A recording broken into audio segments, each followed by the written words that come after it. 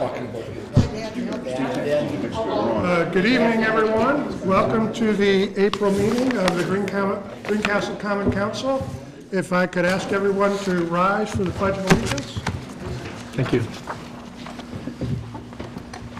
The Pledge of Allegiance To the flag of the United States of America and to the republic for which it stands, one nation, under God, indivisible, with liberty and justice for all. Well, again, welcome everyone. Linda, can you call the roll, please? Councilor Adam Cohen. I'm here. Councilor Stacy Langdon. Here. Councilor Steve Gales. Here. Councilor Tyler Wade. Here. Councilor Mark Hammer. Councilor Gary Lemon. Here. Councilor Dave Murray. Here. Our next item of business is public petitions and comments for items that are not already on the agenda. And before we get into that, I just wanted to recognize earlier this evening that our Sustainability Commission recognized several groups and individuals in the community for their work in sustainability efforts across our community. And those recognized include the Castle, our own Department of Public Works, Bill Marley, and DePauw student Mary Satterwhite. I hope I pronounced her name correctly. And Eric will have some information about their efforts in an upcoming issue of the Banner Graphic. At this time, I'll open the floor up for public petitions and comments, and I believe Blake Edwards does have something that she'd like to bring to our attention. So, Blake, if you could come forward.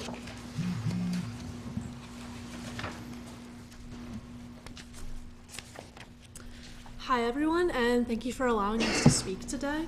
My name is Elizabeth Brustman, and I'm joined today by my fellow DePauw University students, Ian Jones and Blake Edwards. We are here today to present a City Council resolution for you to consider. For the past 2.5 months, we have been researching energy efficiency and state policy. We were surprised to find out that Indiana had an energy efficiency program that was eliminated by state legislature in 2014. We are here today to explain the value of having a statewide program like this and why Greencastle City Council should pass a resolution in support of this program. First, we are going to provide background on this issue's history, arguments for and against it, and your role in this process as well, and then we'll read the resolution itself. Energizing Indiana was a statewide energy efficiency program created in 2009 by the Indiana Utility Regulatory Commission with support from then-Governor Mitch Daniels. The program was ended when Senate Bill 340 became law in 2014. The bill originated in the Indiana Senate to change the existing program so that the largest users were exempt. The House amended that bill to end the program altogether. Governor Pence let the bill become law, notably without his signature, and issued a statement in favor of energy efficiency. Critics argued the program was too costly. In 2015, though, a report commissioned by the investor-owned utilities filed by the Indiana statewide Core Program Evaluation Team was filed with the IURC. The program had in fact created nearly 19,000 jobs and provided significant energy and cost savings. One proponent called this report bittersweet because the report validated Energizing Indiana, which had just been eliminated by the legislature. We do not know all the details behind everything the Indiana Utility Regulatory Commission or legislature does. What we do know is that other states are moving forward to take energy efficiency seriously. The American Council for an Energy Efficient Economy now ranks Indiana 40th of the 50 states for energy efficiency programs. We are behind Kentucky, Ohio, Tennessee, Missouri, Michigan, Illinois, and many others. We are quite literally throwing money away. Now you may be asking, why are you talking to us rather than the state legislature? Because our city's voice matters. It is important for the state officials representing Putnam County, both of whom voted in favor of dismantling this program, to hear our voice that it's time to revisit this issue.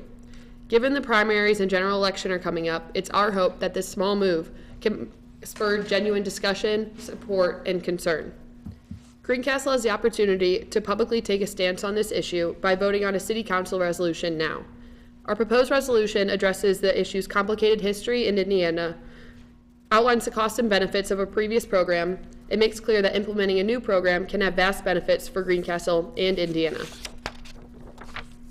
The resolution, which you shall have in front of you, states that whereas the City Council of Greencastle values using tax dollars wisely and reducing environmental impact in our state, whereas the City Council strongly supports the success of energy efficiency initiatives to reduce costs and pollution to better our residents, community, and state, whereas the Energizing Indiana program was ended in 2014 by SCA 340, and whereas an independent administrator determined the Energizing Indiana program to be overall cost-effective, saving ratepayers $2.94 for every $1 invested by the program over its 2 years' existence, and whereas this program created 18,679 jobs while acquiring energy efficiency resources at a mere 4 cents per kilowatt hour per year, and whereas the City Council believes that energy efficiency programs are beneficial not only to the state but to Greencastle, and whereas there should be legislative action towards bringing back this energy efficiency program or developing a new state energy policy, and now therefore be it resolved that the Greencastle City Council supports the reimplementation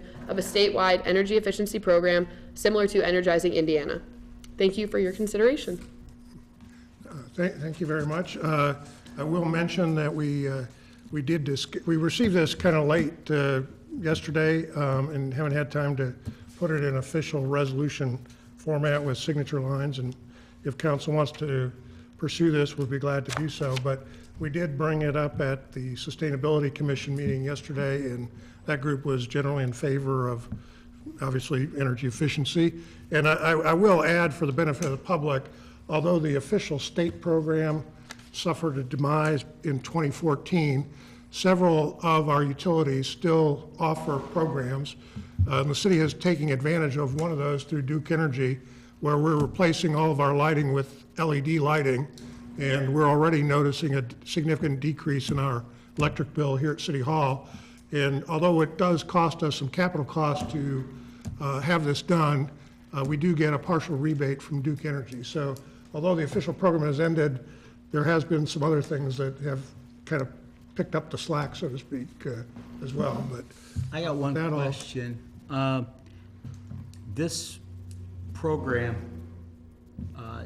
what is its impact on the coal industry in the state of Indiana? So the main concern regarding the coal industry is mainly just the point that we want to have energy being brought to people at a lower cost. And the way that the energy efficiency program is set up, or at least the intention of it, is to pull from more efficient resources and delivering it at a more efficient pace and having more action, more specific plans and initiatives put in to make sure that it's getting delivered at a faster rate and at a more efficient rate for the ratepayer, because it benefits the ratepayer and the utilities and everyone involved. But the specific impacts on the coal industry at a larger impact, I'm not quite sure about. We can look into and research further and get back to you. But that could have contributed to the state's decision to drop the program if it had a negative impact on the coal industry, which is a big part of the state of Indiana. How does the program work? Explain. So what is this? How does this program work, or how did it work? so in 2014, and I can actually look up some of the quotes about it, but so the way it worked was essentially working with the utility and like specific ones like Duke Energy and getting them certain rebates. And that's sort of the reason also it had its demise, because it became more complicated and more costly to have us working on getting them the correct rebates, getting them the correct payouts essentially. But the point is then for those utilities to deliver the energy at a more efficient rate for the ratepayer, for communities, having more specific legislative, like an umbrella of sorts, just to make sure that they're following specific regulations and pulling essentially more from more efficient resources compared to, say, the coal industry. So basically, Duke Energy got, or whoever got a rebate.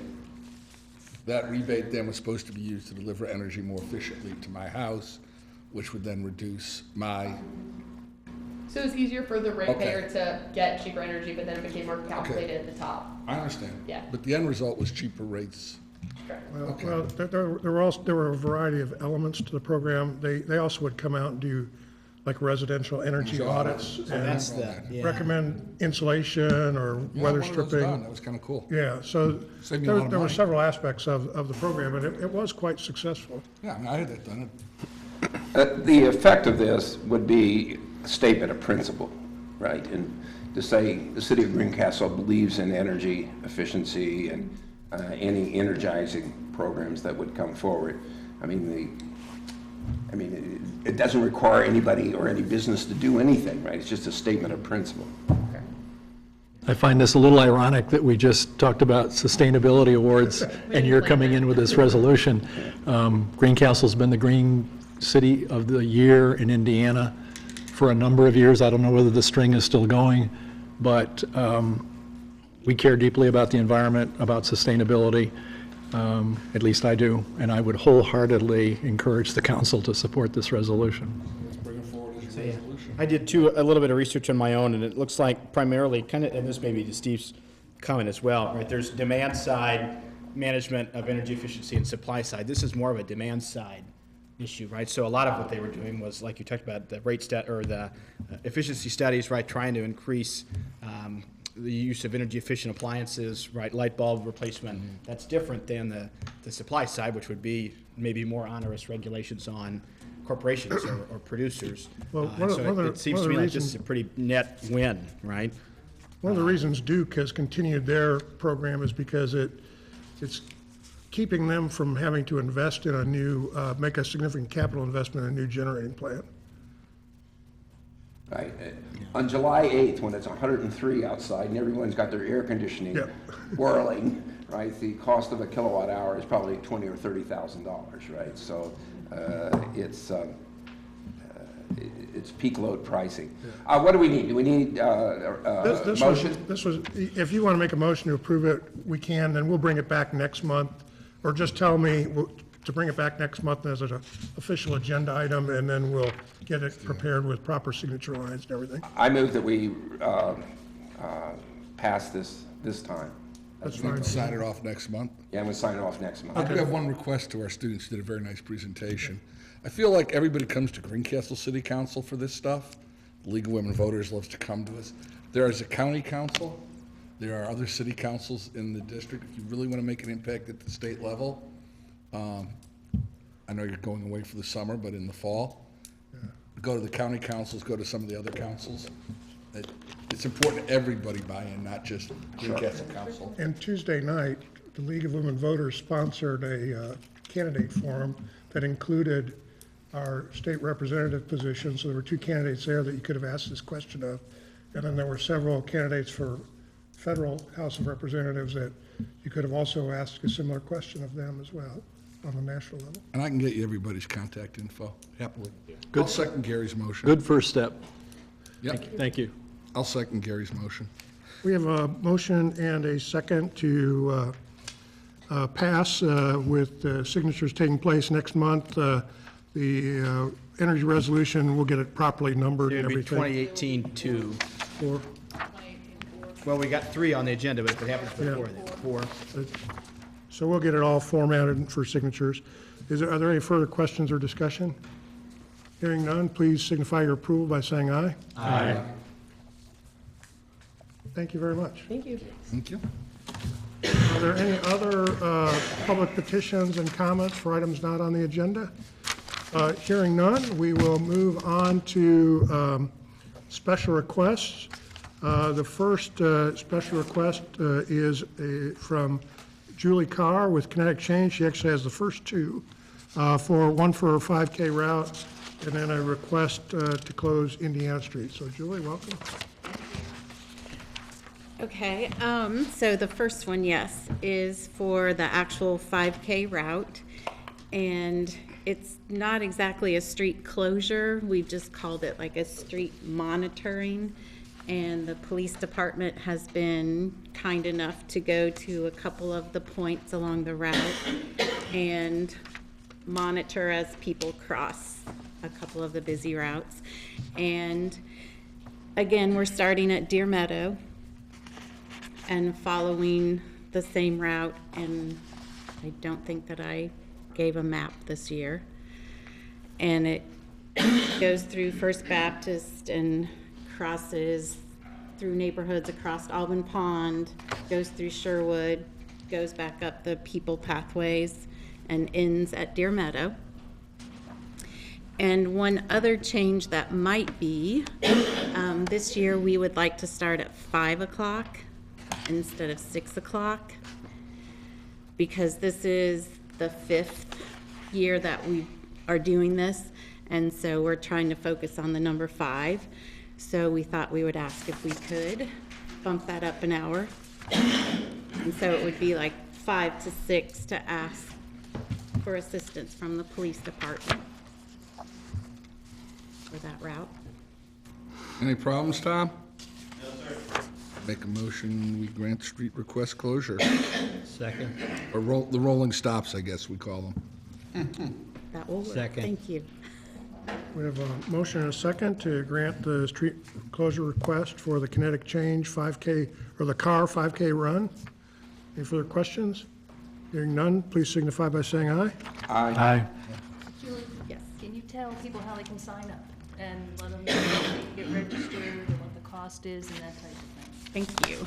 It's $25 if you register prior to the week of the race. And run sign up is how you can get there.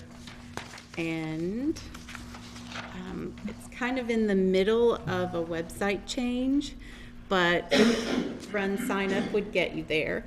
We'll also have some flyers around with information of how else you could. Can you bring some flyers to City Hall, so if people want, they can come here and? Definitely, yes. Would be happy to do that, yes. And are they And it's dressing up this- $25. Are they dressing up this year? And it's Camo? the Camo America Rainbow Run, so yes, we're encouraging any of the Camo American Rainbow attire. Anything that makes you smile would be great. And we do have prizes for the best dressed, the most appropriately dressed, I guess I should say. So you can start training now. It's 5K. You can walk, run, whatever you would like to do. Great. And then Julie has the next item. This is for street closure on Indiana Street, I believe. Yes. We were hoping to do Indiana Street between Washington and Walnut. And the Presbyterian Church has done that for the second Saturdays.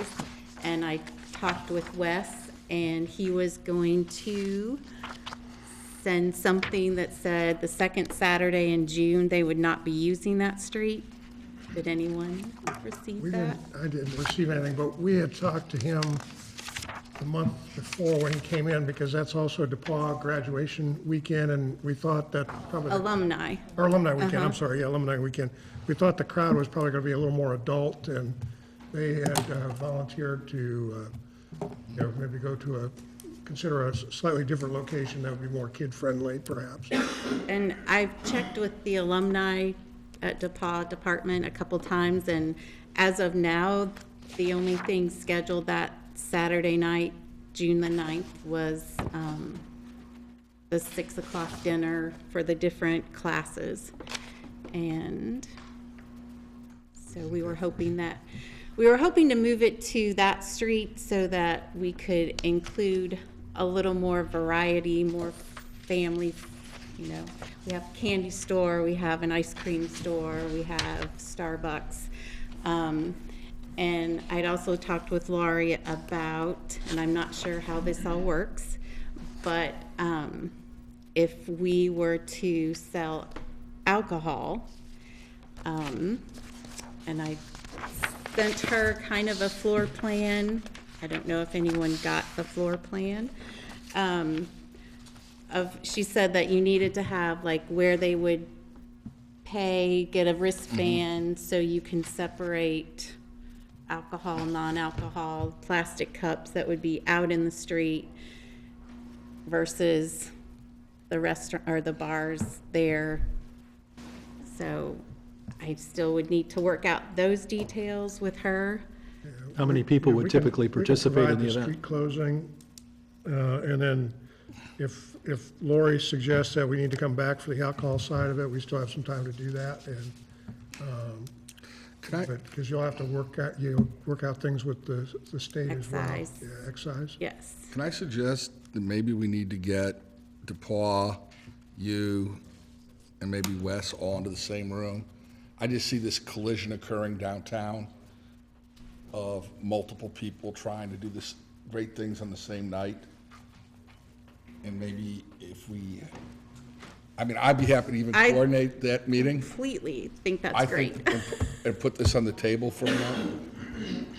In our minutes, you'll see where the council last time told the Yeah, I know. street closure they couldn't be open be there on the 9th. I know, and now we're about to let something come in there on the 9th where we said it couldn't. But you're talking about something that might be more adult themed with alcohol. I just have this envisionment that we are some of Saying the yes, traffic yes, cop. yes. I have trouble saying yes to this when we said no last month to a family-friendly thing, and we have this elephant sitting on it, we don't know what DePaul wants to do. I'm happy to do that. Yeah. So I'm willing to coordinate that, because we did say no last month, and that's what I was getting at. I'm just a little uncomfortable here. And I'm fine with meeting with all different. Or maybe it's just even an email exchange with everybody. It sounds like Julie had made some initial contacts. Who'd you talk to in the alumni It might be office? worthwhile to follow up on those. Somebody. A very friendly lady. I'm sorry, That's I okay. don't remember her I don't know name. everybody over there anymore, there's a lot of changes. I don't remember. Do we have your email contact info here somewhere? Laurie does, yes. It's right there on the. All right, let's, Julie, how many people would participate in the event in the past? This is not your first rodeo. And I am not very good at estimating.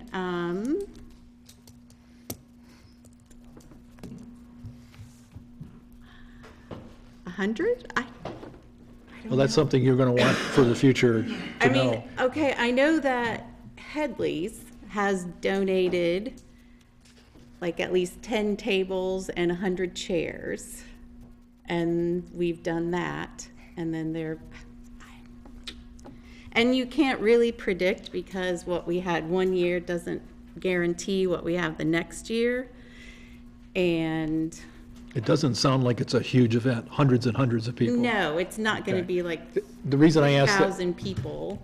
asked be nice. that question, another option might be, and I'm looking for other reactions here, if Tap House 24 is going to benefit from this on that particular night or that day, you know, are you ahead of the game with people who already have liquor licenses to try to arrange, you know, for 10% of their proceeds during this period of time? Or I don't know if it's a That's good what- idea or not, We but just didn't know which order we would go first. Like, I talked with Tammy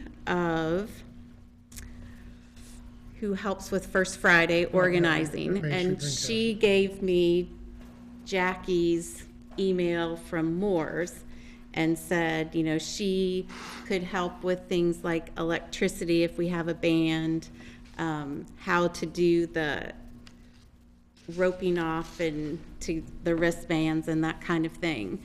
But I wanted to know if we had the street before then we went to the businesses. But yes, we are hoping that they will be on board too.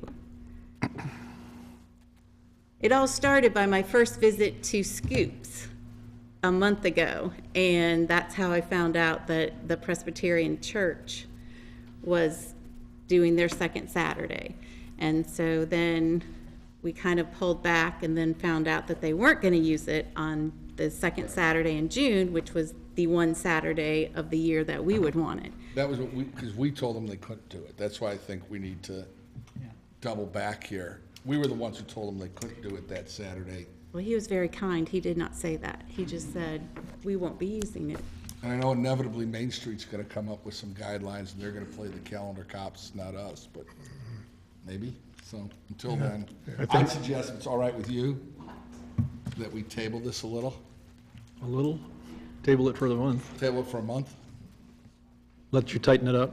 let us try to figure But out. see, if I don't know that we have the street, then we can't get the band, and we can't ask the businesses. At least I don't feel comfortable giving you the street after I told someone else no last month. Okay, I understand.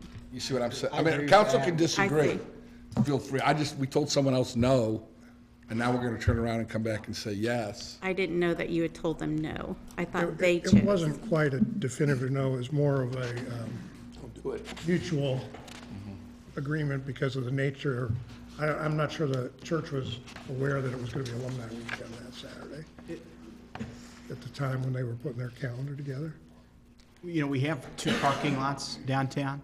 Yeah. Is that a possibility to, And that's We what. close the parking yeah, lot and That's what I have- had mentioned to the church as well, is maybe they would want to use one of our parking lots, but I hadn't heard back from them on. you know, I mean, that to me seems like a logic, it's right there. At least one of them's right there. But that'll take away from parking that people need for Tap House. Could hit their business doors. You know, those fill up at night. Especially that week. Is there a difference between the run, which would last very, very short period of time, and then all this other detail? We've already approved the run. Yeah, run is. That was the earlier one. It looked like 2 different requests to me. Yes, the run, Okay, so this, Deer Meadow is like 5 to 6, and then we were asking This is an to after close party. the street for the after Here's what we can do. celebration 5. We can authorize, we've done this before, you won't like this. We can authorize, I'll get the groups, try to get the groups coordinated. We can authorize the mayor to make the final decision on sorting out the approval process after we get all 3 groups together.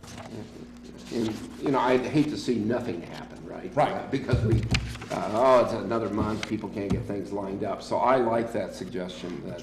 Lori's not here, so We she can- can't object to it. We can approve it and give stipulations, right? Well, we're gonna say I'm gonna get the groups together, and the mayor will make the final call after emailing us. I believe in our ordinance, the mayor does have authority to sign these. Our preference is to bring them to council. Yeah. So that there can be coordination or comment. You understand? We have approved them in the Completely, past. yes. Well, we gotta go back to these other 2 groups first, just in fairness.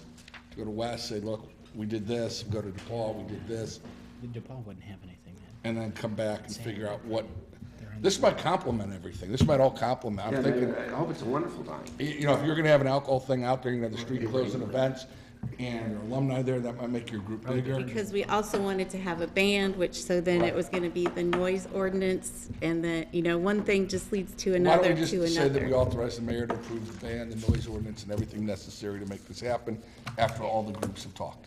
I'll make that Second motion. that. Thank you. Lori's not here, if you're watching on TV, Lori, sorry. Okay, who was the second? I did. Okay, Steve. We have a motion and a second to authorize the mayor to get this all worked out and make She the didn't appropriate answer. approvals as appropriate. Thank you. Any further was questions or worried. discussion? Hearing none, please indicate your approval by saying aye. hi. Okay. Thank you. Thank you very much. Our next item is the street closure, the annual street closure for DePaul Little 5.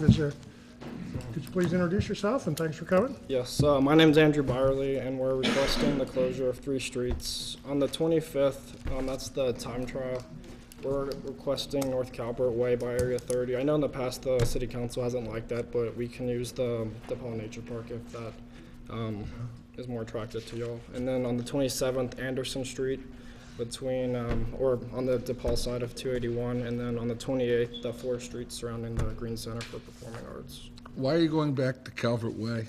That's what Menzo asked me to do. That's what who? Menzo, our advisor. He knows we don't like that. We've got we have some newer pavement out there, so it's a lot smoother than it used to be. Yeah, that wasn't our problem with Yeah. it before. Problem with it before was, we don't have a map here. I wish Mark was here, but it was the factories letting out the roads coming in and out of there, having to close that as factories in Area 30 and some other. Calvert Way is pretty much a dead end. I was gonna say it's a dead end in the back. I'm okay with it, we just have it. I thought that, if I remember right, the conversation the last time around was the pavement. Pavement was Worried not very about, good. yeah, the safety That was, based on that. Architect's reasoning. Okay, let them go. I'm gonna vote no matter what. Just am.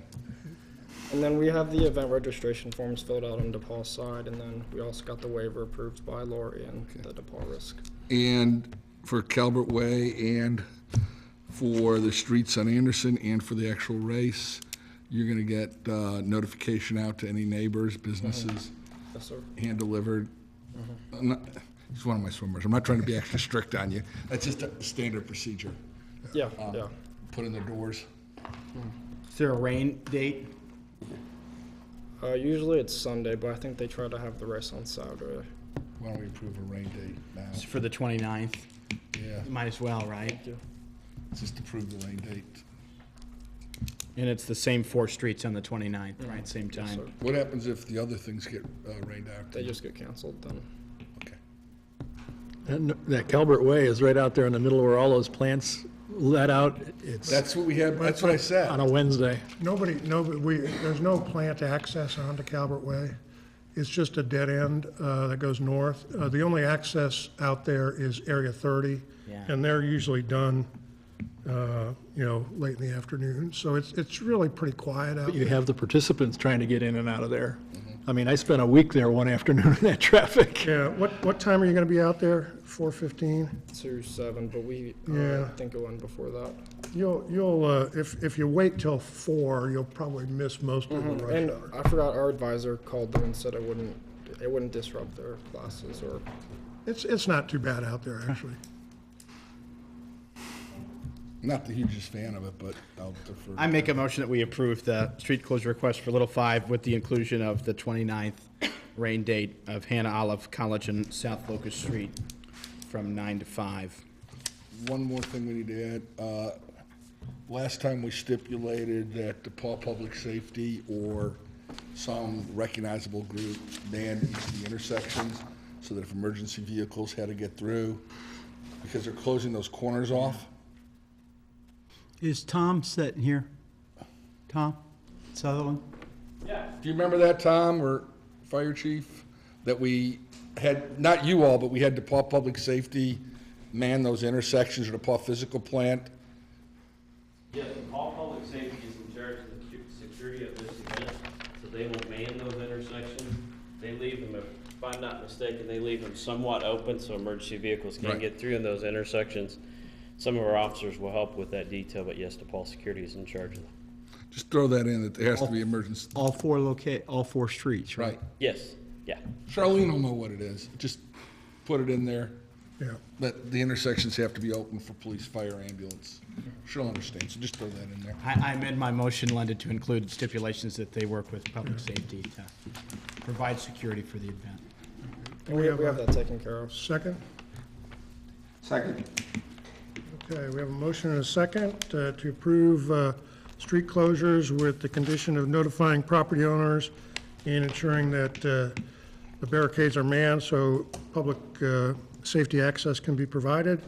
Any further questions or discussion? Hearing none, please signify by saying aye. Aye. Any opposed? Okay, thank you very much. The Wabash Okay. guy can't vote against Little Five. That would be like raining on the parade. You're not We gonna have bring, the party. I can't do that, yeah. gonna bring a ringer team down from Wabash or something? We don't let anybody else play. I can't do that. Thank you, Tyler. Our next item of business is a public hearing on a tax abatement request for Chiyoda USA Corporation. Earlier this year, council passed a resolution making their plant site eligible for abatement, and Kristen Cleary is here this evening to provide a little more information about that project and answer any questions we might have. And she has provided information by email as well as hard copies this evening. So for the public meeting, I don't know if we want to go into the great detail or if we want to wait until later in the agenda for that. I'll just give an overview. Okay, so this is a request by Chiyoda Corporation. Chiyoda USA They are doing not a physical plant expansion, but they are adding capital investment to their existing plant, and so they're coming before you tonight to request some tax abatement.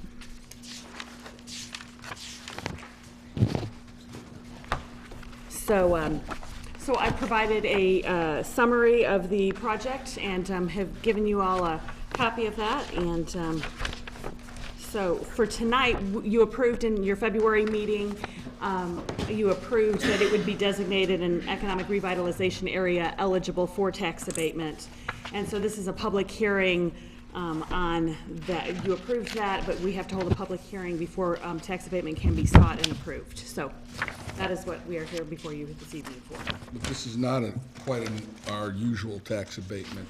This is not, well, there's a special request that they're making tonight, and I would be happy to go into that now or later. I think we ought to at least, you want to do it later? I was going to say at least we ought to make it part of the public. I think we make it part of the public. Absolutely. That way anybody in the audience who wants to ask a question, don't all rush, can ask. So first, I would like to recognize some Chiyoda representatives that have joined us this evening. Ron Muncy is the General Manager of Production, is that correct? And then we have Tatsunori Shigeta. Oh, good. And he's been with Chiyoda for a couple of years. And then we have Dana Kyle, who is their HR manager. So Dana and I, we work closely together on certain things for our workforce development.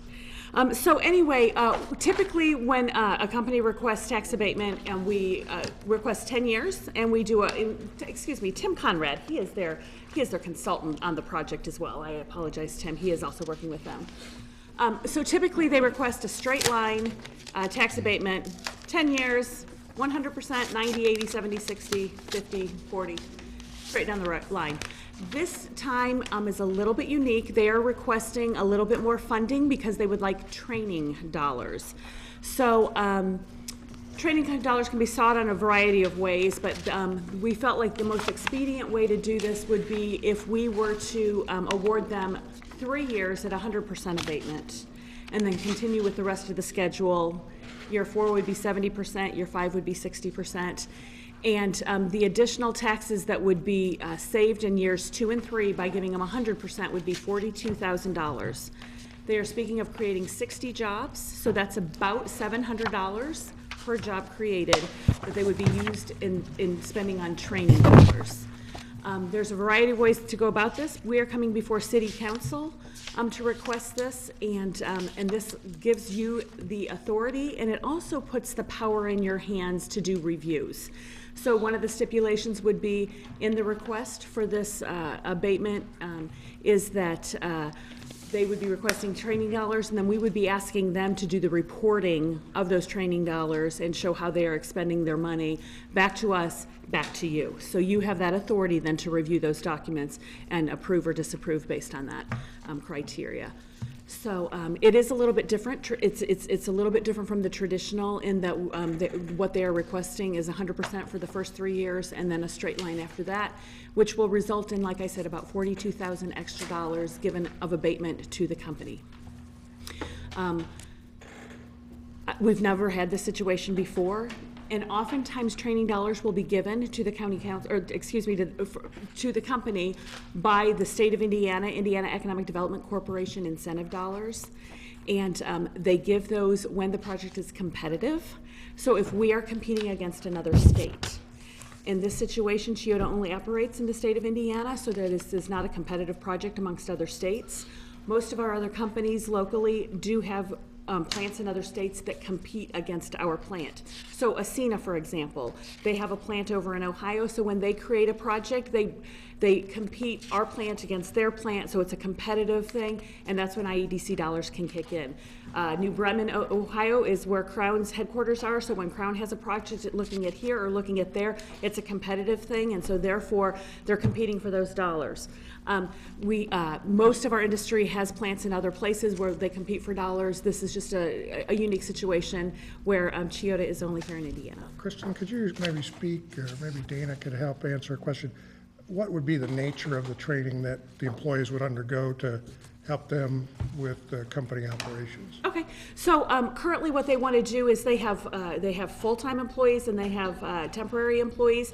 And so those full-time employees require some training, but there are entry-level positions. They want to take some of those entry-level people, move them up into higher skilled positions. That's where the training comes in. And then they're going to take some of those temporary employees, move them into those entry-level jobs, and then they're going to have to utilize their temp agencies to backfill those 60 empty jobs. I'm going to turn that over to Dana and just see if you want to add to anything about what the specific training might be for that. Basically, the training is coming from launching new vehicle. Excuse me, Dana, can you come up to the microphone so people at home can hear you? Thank you. Sorry to put you on the spot. Basically, when Subaru launches a new product, it involves a lot of different training, different skills at that time, and we're actually going into a launch right now.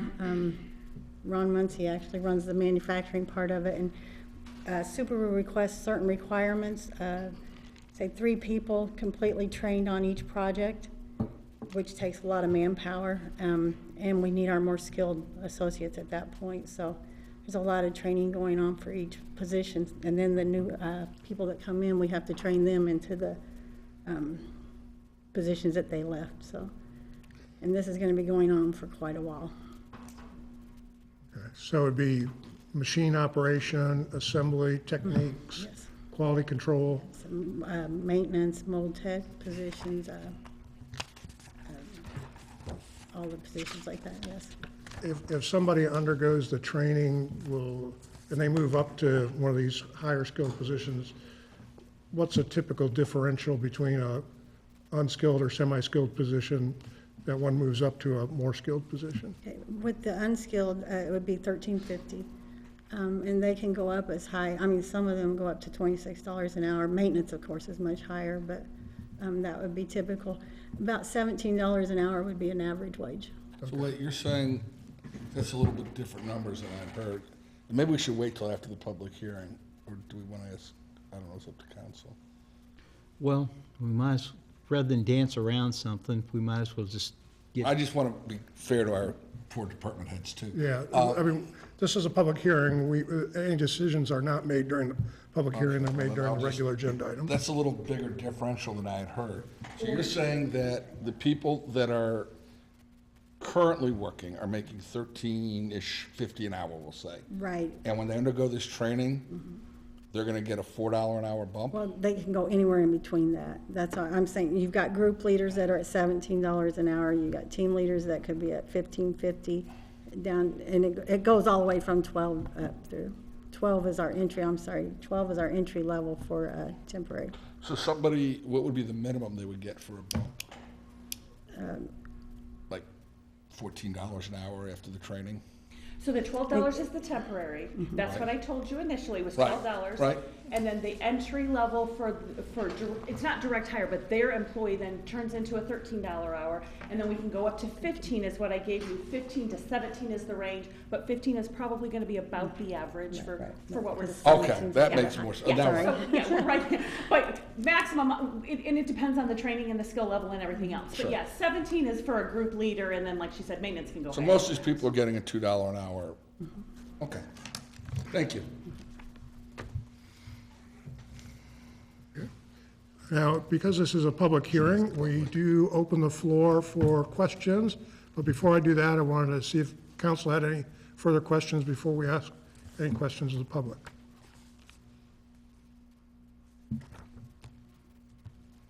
Hearing none, I'll open the floor from the public. If there's any members of the public that would like to ask a question, please come forward and ask your question. If you don't mind, state your name too. I'm Danny Mesker. How many open positions do you have right now out there at Toyota? Probably need to get somebody from Shota back up here. They're gonna be better versed in that. I'd say around 60. So we're asking, you're promising 60 more? If, On top of the 60 current open positions, yes, there'll be 60 new positions for this model. The problem is, if you can't fill the 60 you've got now, why do you think you're gonna fill another 60? We've actually got 3 temp agencies working with us. We are using unique ways to learn. How many of these people are gonna come from the local area? They're surrounding all around the county. Yeah, I know, but a lot of them are coming out of Indianapolis too. There's some coming out of Indianapolis, they're coming from Terre Haute. Well, yeah. This is not a debate between you and the company. Just ask your question, we'll get you an answer, okay? I've got questions. Okay, go ahead and answer the question, ask a question. I already did. Okay. I'm trying to wait for the Yeah. answer. We actually gave the information on how many counties they have that. I mean, Chiota provides the council with information on where their employees come from, and they pull, looks as far north as Boone County, Montgomery County, as far south as Monroe, as far southeast as Shelby, as far northwest as Vermillion. I'm sorry, I'm not going this What's quite the as percentage of Putnam County, Greencastle? Say there are 170 of them, of the 629, it shows as being in the 46135 area code, which is not just the city, it's gonna be a little bit larger than that. But 8 in Bainbridge, 37 in Cloverdale, 7 in Coatesville, 9 in Fillmore, 170 in Greencastle, 5 in Reelsville, 4 in Rochdale, 1 in Russellville. So that's 220 or so. In Putnam County? Putnam County. And what's your total? 629, so a third of them are from. Third of them are Putnam County. I think that's what you were trying to get at. Yeah, about 243 from. Yeah, well, the ones that we're getting out of Indianapolis and all these other places, we're not getting any money out of them. That's what I'm getting at, because they're being bussed in. We, depending on what their local income tax situation is, we may be receiving some local income tax. Certainly, by helping Chiota become successful, you know, they continue to pay a substantial amount of property taxes to our community. Their current property tax payment is in here. Just had it, sorry. Current real property tax is 128, 128,000. Personal property, 99,000. So, you know, about $228,000 worth of property taxes that benefit the taxing units here in the community. From the people that aren't living here. No, that's their. That's what the That's company total. pays. That's what the company pays. What he's saying is that if, you're gonna have to correct me here, if somebody comes here from a community that has a income tax, we then collect some of that. How does it work? Pardon me? You pay income tax in the county. And it's collected in the county that they live in, but if they don't have a local income tax, we get some of that, correct? Yes. No, not anymore? Yes. We do, Gary? Yes. Yeah, I mean, if someone lived in County X and they had no local tax and they worked here, then we would collect. Well, most counties do have a. And most of the counties do. Okay, so that's, I think, does that make sense? The reality is, we are an employment center for this part of the state. We ship out probably about 5,300 people to work out of county, and many of those actually go to Marion County, surprisingly. So we got kind of a reverse commute coming in. Well, that's what I was concerned about, is if they couldn't fill the current positions, why would they be able to fill future? Well, that's not for the city council to Right. decide. That's for the company to pursue their employees. And, you know, in some cases in the past, some of our companies have had to be proactive about their recruiting and look at how they've done that and different things. So that's really beyond the purview of city council. If the company, my guess is a company would not make an investment in our community if they didn't think they could find the employees to support that investment. Thank you. Anything else from the public before we close the public hearing? I'd move to close the public hearing. Second. We have a motion and a second to close the public hearing. Please signify your approval by saying aye. Aye. Okay, next item on the agenda is the department reports. And our department heads are here. If anybody has any questions on the reports, or Tom, you gonna come up? if any department heads want to say anything, remind me, I'd like to say something about the Parks and Recreation Department when Rod comes up to do his marketing. As Tom's making his way up, I just want to commend him. The police department did its first active training presentation at the Paw campus with one of the sororities. Everybody from the president of the university to the women involved said it was outstanding. Not only is it good public relations for your department, it is extremely timely and important training. So thank you, and to the officers that did it. Hopefully some other groups in town and on our DePauw campus will take advantage of it. Thank you. The feedback that we got that night from the young ladies at Alpha Phi seemed very pleased with the training. It was what they were hoping to hear. And so as we were leaving and being escorted out of the building, the young lady that escorted us through the door said that she was going to most definitely get the word out on campus and see if we could get our foots in the door of other fraternities or sorority houses to educate them. What it is we have a basic PowerPoint that we do presentations. We've done them at churches. We've done them at other businesses in the community. I'm actually going to a church on April the 22nd to do a presentation to them on an active shooter. And it's basically a PowerPoint, and we just get the information out to the folks on what they should do or what they can do, give them options in a time of emergency of an active shooter, whether they're in a business, whether they're at a church venue, whether they're at a shopping mall, at a restaurant. That's one of the usually the opening statements that I do with that training is there's really no safe haven in society anymore because active shooters occur everywhere. And so our job here in Greencastle is to get the word out to our public and to our community. So hopefully they can make some good choices, if they're, God forbid, that they're ever in an event like that. Tom, you might mention some of the outreach that you've done with some of our corporate citizens as well. So Kristen invited me to speak at an HR event that she was hosting. And so we were able to speak, myself and the sheriff, about active shooter. Probably for, was there approximately 20, 25 people there, Kristen? I think there was 27 altogether. Okay, so we had an opportunity there to get our foot in the door with several businesses. I know recently Ascena put on an active shooter event for all of their employees.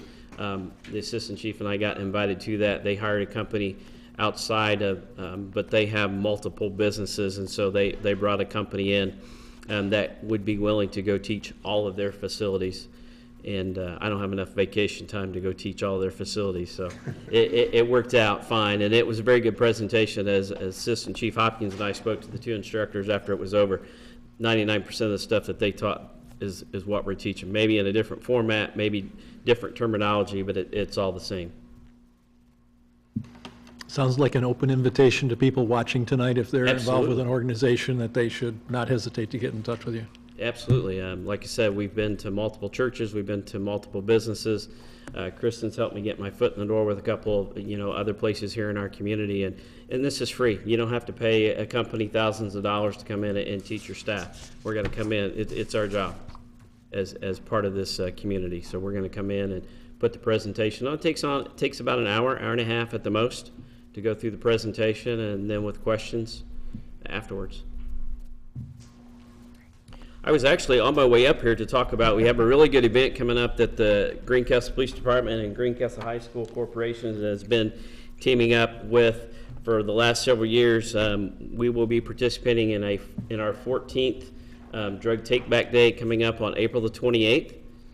From 9 a.m. to noon, we'll be at the Greencastle High School collecting any unwanted, expired, or unused medications in your medicine cabinets. So please come out and see us. There's nothing you have to do. You don't have to worry about taking your names off the bottles. You don't have to worry about taking the medication out of the bottles. You can keep them right there. When we collect it, it gets put in a box, it gets taped up, and then we have one of two options to get rid of it. We can either take it to Boozy, and they will put it in their incinerator, or the DEA's office, who sponsors this event annually, always provides a drop-off venue and location and date the following week to where we can take everything to them and they take it off our hands. What time did you say again? 9 a.m. to noon. No sharps? No sharps. DA's office doesn't want it. Lone Star or Abuzi USA does not want it, and so we don't have any way of really getting rid of them. But also no questions asked. If a parent or somebody wants to dispose of something, they can seal it up and hand it to you, any drug, and it's just disposed of. Exactly. We don't ask questions. We don't take names. We don't take license plate numbers or anything. We're standing outside with a box, and they drop it off, or they give us the bags, and we put it in the box and tape it up, and they keep going on. I will tell you one thing that we are excited about this year is the Putnam County PIA Coalition got involved with their students with all 4 county high schools. And we've reached out to more law enforcement in Putnam County, so we are actually offering 3 additional sites this year. There will, at the same time, same place, Cloverdale High School, North Putnam High School, and South Putnam High School will be having law enforcement and school officials there participating in this event at the same time, same day, April the 28th from 9 a.m. to noon. The reason why we came up with this idea is so folks that live clear up in Heritage Lake or in the northern part of the county don't have to drive 30-plus minutes to come to Greencastle and get rid of medication. And the same thing about in the southern part of the county. They don't have to drive. So if we've got one at Cloverdale or South Putt, we're covering the southern part of our county. We'll centralize it. And then we've got North Putnam doing the northern part of the county. So we're hopefully opening it up to where we can collect more, get people out. It's a great thing you do. It's a great event. We've collected, I ran off and didn't bring numbers, but I think to this date we're between 4,000 and 5,000 pounds collected, and the CVS box there at the police department's up over 1,000 pounds since we've been doing it. So we're getting a little bit at a time off the street. That's great. And it helps our environment. We talked earlier. Oh, absolutely. People not flushing stuff down the toilets, so. Any other questions for me? Thank you. Thanks, Tom. Thank you. Okay, Rod's coming up. He's got several things he wants to share with the community. And while Rod's coming up, I don't want to steal his thunder. I just want to compliment him and his staff. Rod and his assistant, Aaron, this is probably the best book that they've put out ever so far, and I expect the next one will be even better. It is also available online. They, through the efforts of the Banner Graphic, have a nice little flipping booklet kind of software that's really neat, and we've added that to the city website as well, so great job. All right. Yeah, we took a little bit different format. As you can tell at the top, it goes through March to September. Our thought would be is once it goes home, it may sit on the counter for a certain period, maybe 6 months, but then may get lost or tossed. So what we're going to do is we'll provide one that goes fall-winter schedule as well. But yes, it looks really, really nice, and I want to thank the Banner Graphic. That little flip book that they have online, Very cool. It's really neat. So, but there are many programs in there. If you would just take on your own look through it, but should hit the county schools, all 4 county schools. 4 county schools, plus some of the extra other little schools here in town all received them this past or last week or this week. So parents, make sure that you check your kids' backpack. All right. Now, on to my report, okay? Just want to let everybody, I do have a lot of stuff, so if I go quick and you want to hear something else, let me know. But I do have an announcement here, summer seasonal positions. We are advertising. We've had them on going for about a month now. We have started our interviews, but all positions that we have, whether it be aquatic center, softball concessions, or park maintenance, we're still accepting applications. I would encourage anybody, if they're interested in working, to please turn their application in because we are kind of running out of positions, okay? We're filling them as we go. Let's see. Rec desk, we just want to remind everybody. Oh yes, okay. So on your desk, I not only gave you a brochure, a few flyers, but I also provided a pen to you, and that is a pen that we have to do some extra advertising. It has, of course, the Greencastle Park and Recreation Department listed on it. It has our website. I want to remind everybody of that, www.greencastleparks.com. It's tied into our Rec Desk online registration program. So if anybody wants to know about programs, they can review that website and that. And of course, then, anybody who wants to do it the old-fashioned way, our phone number's on there too, so they can give us a call for more information. All right. We've held a number of programs this past month. I want to thank everybody who helped out with our annual Easter egg hunt. Bill, thank you. Mother Nature didn't play along very well the first weekend. I mean, the weekend prior to Easter, we ended up with, 6 to 8 inches of snow on that Saturday morning, and so we postponed it and held it last weekend. Everything went, the weekend before. But anyway, 7,000 eggs. Took us probably a good 2.5, 3 weeks to prepare the eggs. It took us 2 hours to lay them on the ground, and the kids still scooped them up in about 2 minutes. So it was really another neat event. It was Erin's first, my assistant director, it was her first Easter egg hunt that she helped organize. And she flat out said, "I'm totally depressed now." That was just such a neat event, long time to plan, and over in just like that. I reminded her she's going to be getting married sometime, so. Sorry, it was our family, a little depression after that too. All right, good depression. I should qualify that, okay? You better It was a good depression. I mean, just a long event, over really quick. All right, look up in the sky. Day is set for Saturday night, 8:30 to 9:30 at the McKim Observatory. We're going through the DePaul University Astronomy program at Howard Brooks. The forecast doesn't look very well, so we may postpone it. DePaul is having a tour, an open house of the observatory next weekend. We'll kind of go with that one. Additionally, on Saturday, we have a work crew to put mulch in the playgrounds. We're supposed to get thunderstorms Saturday morning. We had originally scheduled an art show. Our DePaul University Bonner Scholar, Megan Kahn, has scheduled an art show for this weekend. We were going to hold it out here in Mary Rogers Field Park. We have rescheduled it, we're going to hold it, but we're going to hold it at the Peeler Arts Center inside their lobby right there. And it's scheduled from 1 to 5. All depends on what's happening with the weather, so yes. But anyway, upcoming programs, Brickmania Star Wars Day is coming up. Of course, the first Friday in May, which is May 4th. Of course, may the 4th be with you. We've got our softball programs all went online. In your packet, I gave you a list of April programs. It's a nice little advertisement that that Erin put together. We have it listed on Facebook and that. But lists, again, manifestations of energy art exhibits scheduled for this weekend. Look up in the Sky Day for Saturday night. Build it yourself birdhouse. Earth Day celebration, tree planting, that is Monday the 23rd. Family photo scavenger hunt held in Roban Park. And then our Arbor Day celebration, which is Friday, April 27th. We're doing planting trees in the park. And again, the advertisement for our art show, which does list the Peeler Art Gallery lobby from 1 to 5 this Saturday.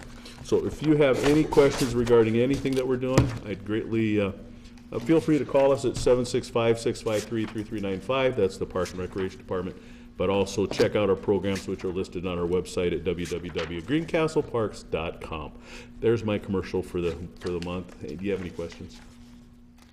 Eric, is there a way to find out how many people are looking at the PDF online? Do you guys track that? Is that being hosted by the Banner or by someone else? Not sure. I believe we got it from the Banner, but I believe the organization that actually printed it was a combination of everything, so. You might ask them how many people are actually hitting it, just out of curiosity. Should find out, all right? Yes, but it's really neat, so if you get a chance, check it out. All right? Have a good night. Okay, thanks. Thank Ryan. you. Any other questions for any of our other department heads, or does anybody want to come forward and add anything? Hearing none, department heads are dismissed to enjoy the rest of the evening. So thank you. Quick reports. You heard a couple things in regard to marketing. We have been, kind of pushing some small-scale marketing, and I think it's been helpful to us. We've increased the number of people that follow our city Facebook page by about 300. We are being more strategic about the messaging on our water bills. Greg Steffen has helped us with putting more things up on the cable access channel and some other things like that. We're also working with Vince on some possible new website ideas, and also working with the Putnam County Hospital on some additional marketing with our Parks Department activities. Just a note, we have a big event this weekend at the fairgrounds. There'll be about 3,000 people in town for the fiber event, and also C-Bar-C has a big event. Most all the hotel rooms in the county are full this weekend. If weather cooperates, coming up in the next couple of weeks, we'll be doing our planting at the cemetery, creating our wildflower area. So hopefully that'll move forward and weather will cooperate with us. You will also probably start to see some activity in the parks here shortly, again, weather dependent, on the band shelter, or band shell. And then crews were out today, taking advantage of the weather, getting back to things at Big Walnut Sports Park at the girls' ball diamonds. We're still several weeks away from completing that because they haven't opened the asphalt plants yet. Finalizing cost estimates and fabrication plans for the wayfinding program, so we'll should have some information forthcoming on that. We have started to move forward on our street projects for the coming year, and several other things. We're starting to see some interest in getting projects in for the construction season as well. So starting to make some progress out there on things, and just pray for good weather, please. That's not helped us much. And we have hired a part-time maintenance person for downtown, and working one of the things on the agenda tonight is to switch that full-time position to 2 part-time or a full-time, and we're actively recruiting a second person to help us with the gardening aspects. So he regularly gets his arm twisted, and trying to get him to maybe start here once it warms up just a hair better. So moving forward on that. So that's all I have. If anybody have any questions, Linda? I'm assuming, I hope y'all got the 45-page annual report from me. Just for later on in the agenda, we'll just ask that you approve that or acknowledge that you received it for, that's part of a step in our internal controls. So that's all I have.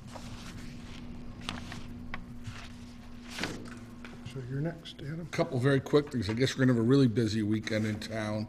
DePauw is also hosting its last open house for admitted students. We have 135 families.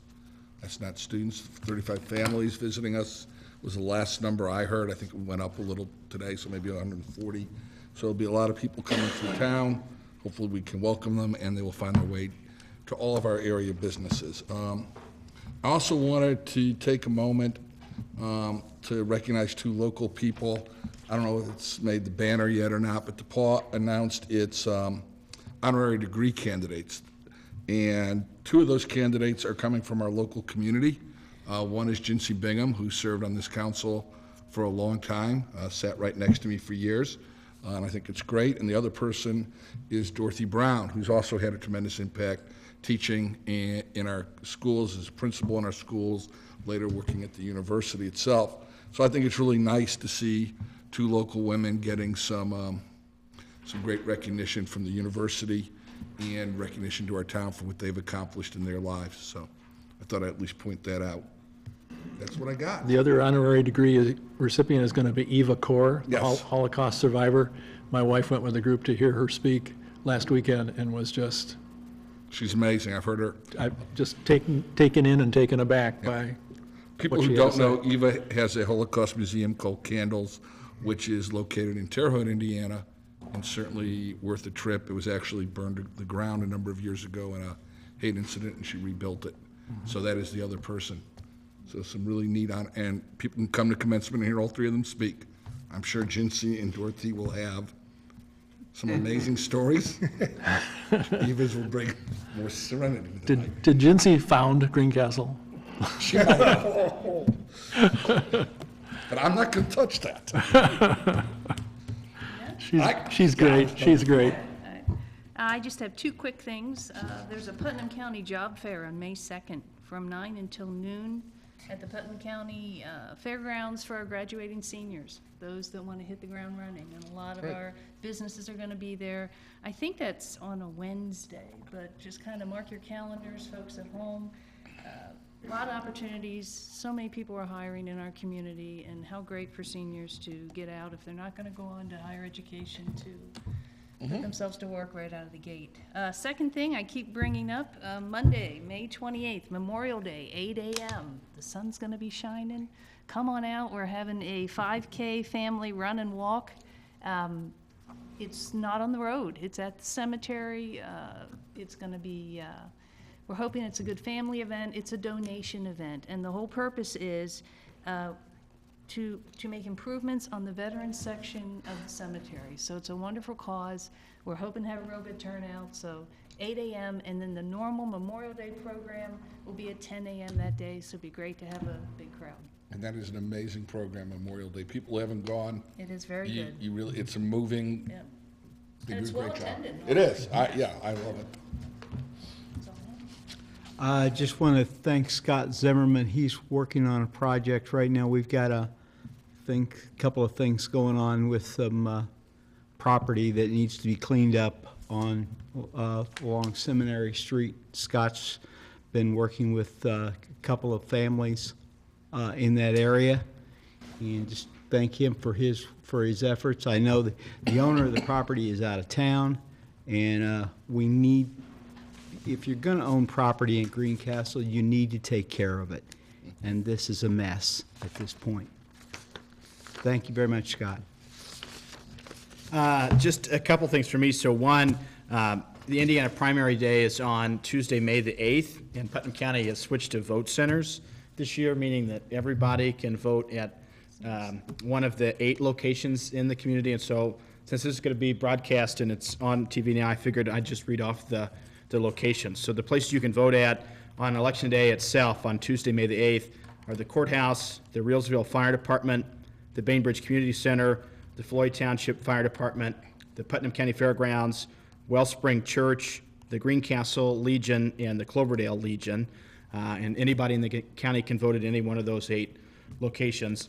And then early voting takes place Monday through Friday from 8:30 to 4:30 at the courthouse, starting on Monday, this past Monday, April the 10th, and going through May the 7th at noon. And then the 2 Saturdays before the election, April 28th and May the 5th, there's early voting at the courthouse from 8 a.m. to 3 p.m. So this is a change for us. This is the first time we've ever done vote centers in Putnam County, so I figured it was good to let people know more about that. And the second thing, our school board appointment, it will be up at the end of June. And so we had circulated around an application. We probably just need to get that to Bill and get it posted and we'll probably announce this meeting, maybe the one in May, and then do an appointment for our June meeting. So Maybe we just should to get an folks article I hate to ask Linda if we could dig up last time we did a kind of press release to the banner. I don't know if you wrote that or Lori wrote that or who wrote that. Tyler, right? Well, the application itself, but I don't know that we put something in the banner to make sure everybody knew. I'll email you, Aaron. Linda Hubert keeps a clipping file. I'll ask her to dig it out. That's perfect. Yeah. And try to get something in the banner so that everybody knows, kind of fair. Yep. I do think the current person does plan to reapply, but I don't also want to put words in her mouth. Even though you kind of did. What? Well, she kind of told me, but she was, I didn't ask her directly. I could announce it. I guess I just did. I don't know. We did include information on the vote centers and registering to vote on our Facebook page, and actually had a pretty good reaction to it. Good. Maybe we could put something on the Facebook page about the school board. Oh, Yeah, we can do that. The more we get it out there. Anyway, that's all I have. I have nothing. I want to build on something that Bill said earlier about downtown help. It's taken 2 years to get to this point. I'm just delighted that we're finally there. The person that has retired was the Assistant Street Commissioner under Brad Phillips. His name is Ricky Long, and some of you will know him. The folks at Main Street know him well, and he started this week.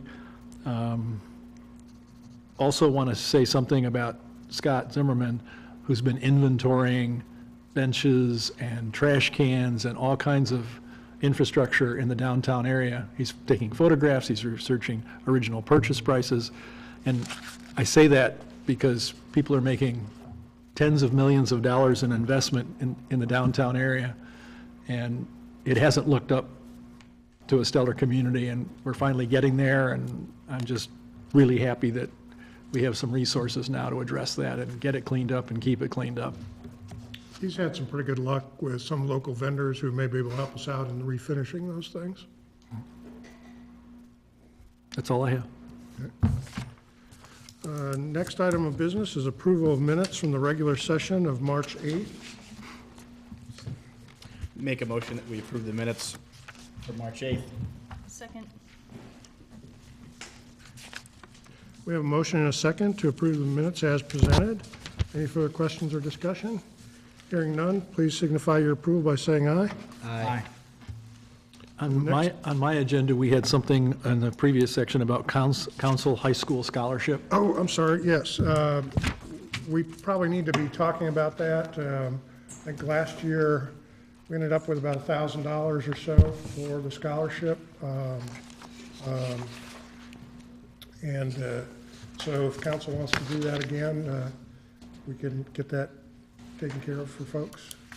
When's the high school awards night, Jeff? I don't know. I can get it to you. Okay, yeah. I think it was $1,500 last year, wasn't it, Was it total? 1,500? Yeah. Okay. I think we should do it. Yeah. Absolutely. Okay, good. It's in honor of Mike Rokicki. Let's get your check over to the foundation. Yeah. Yeah, remember, we run that through the foundation, as Tyler said, so. Yeah. They'll work with us on it.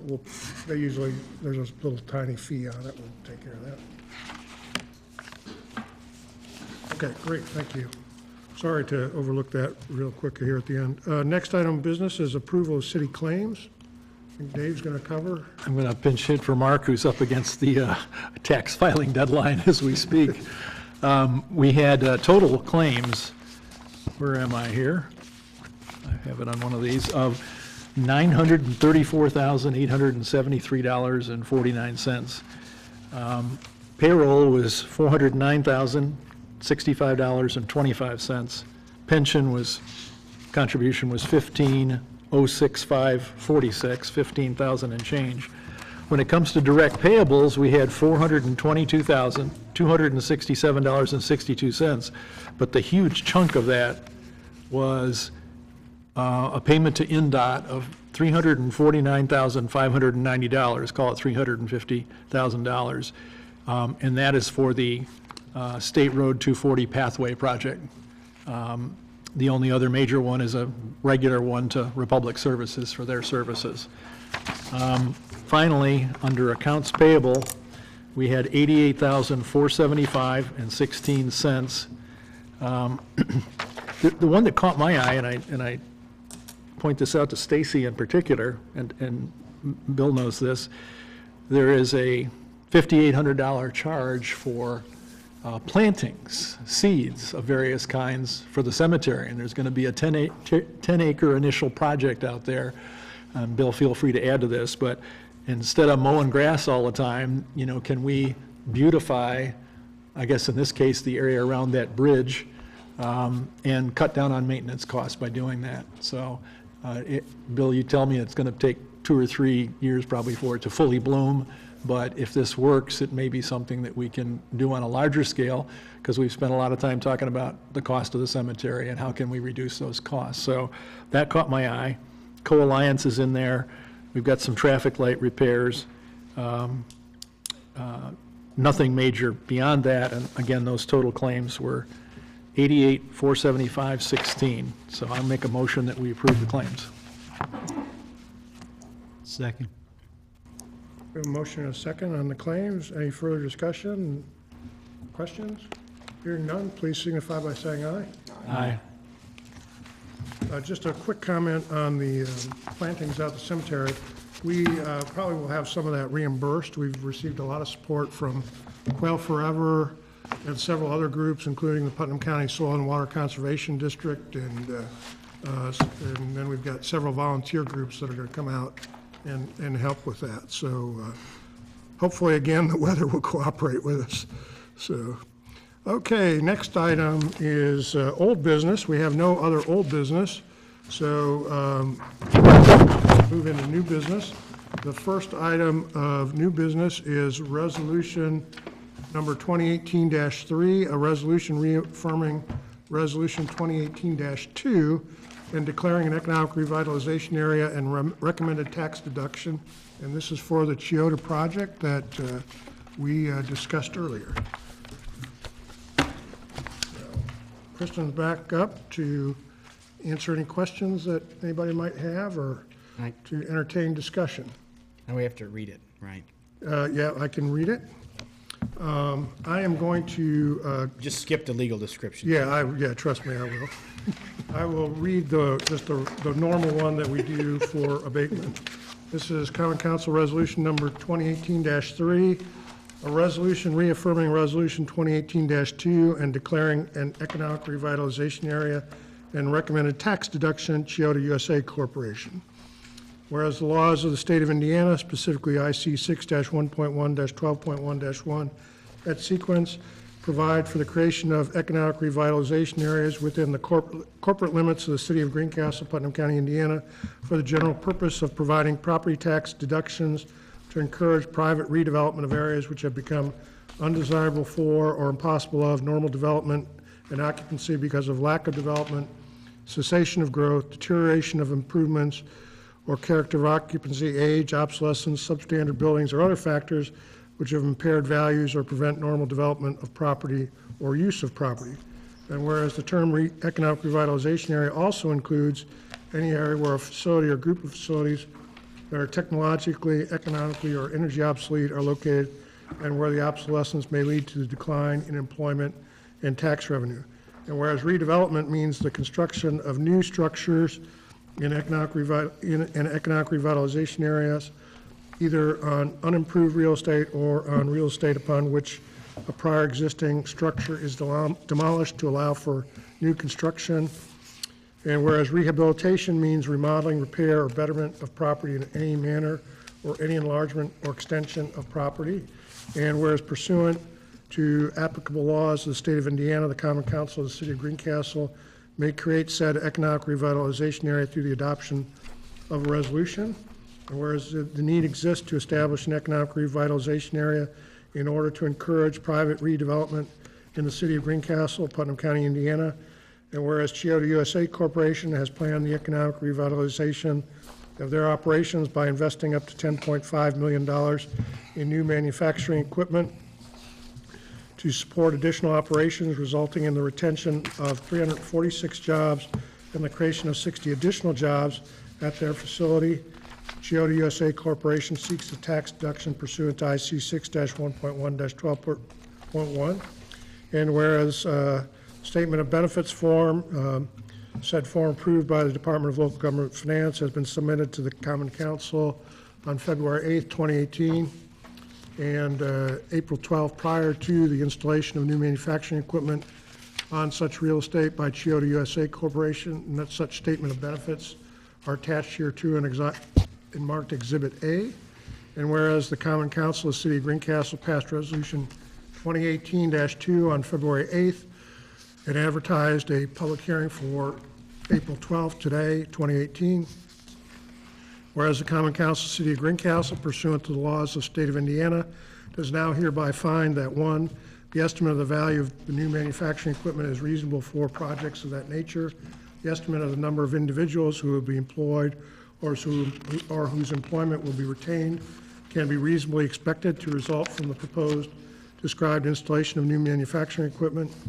And the estimate of the annual salaries of those individuals who will be employed or whose employment will be retained can reasonably be expected to result from the proposed described redevelopment or rehabilitation and installation of new manufacturing equipment. 4, that any other benefits about which information was requested are benefits that can be reasonably expected to result from the described redevelopment or rehabilitation and installation of new manufacturing equipment. the totality of the benefits is sufficient to justify a deduction.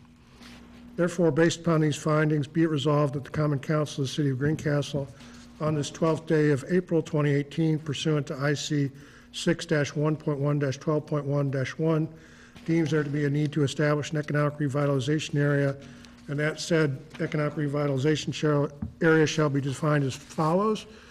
Insert is the legal description for the property owned by Chiyoda USA Corporation at their address at 2200 East State Road 240.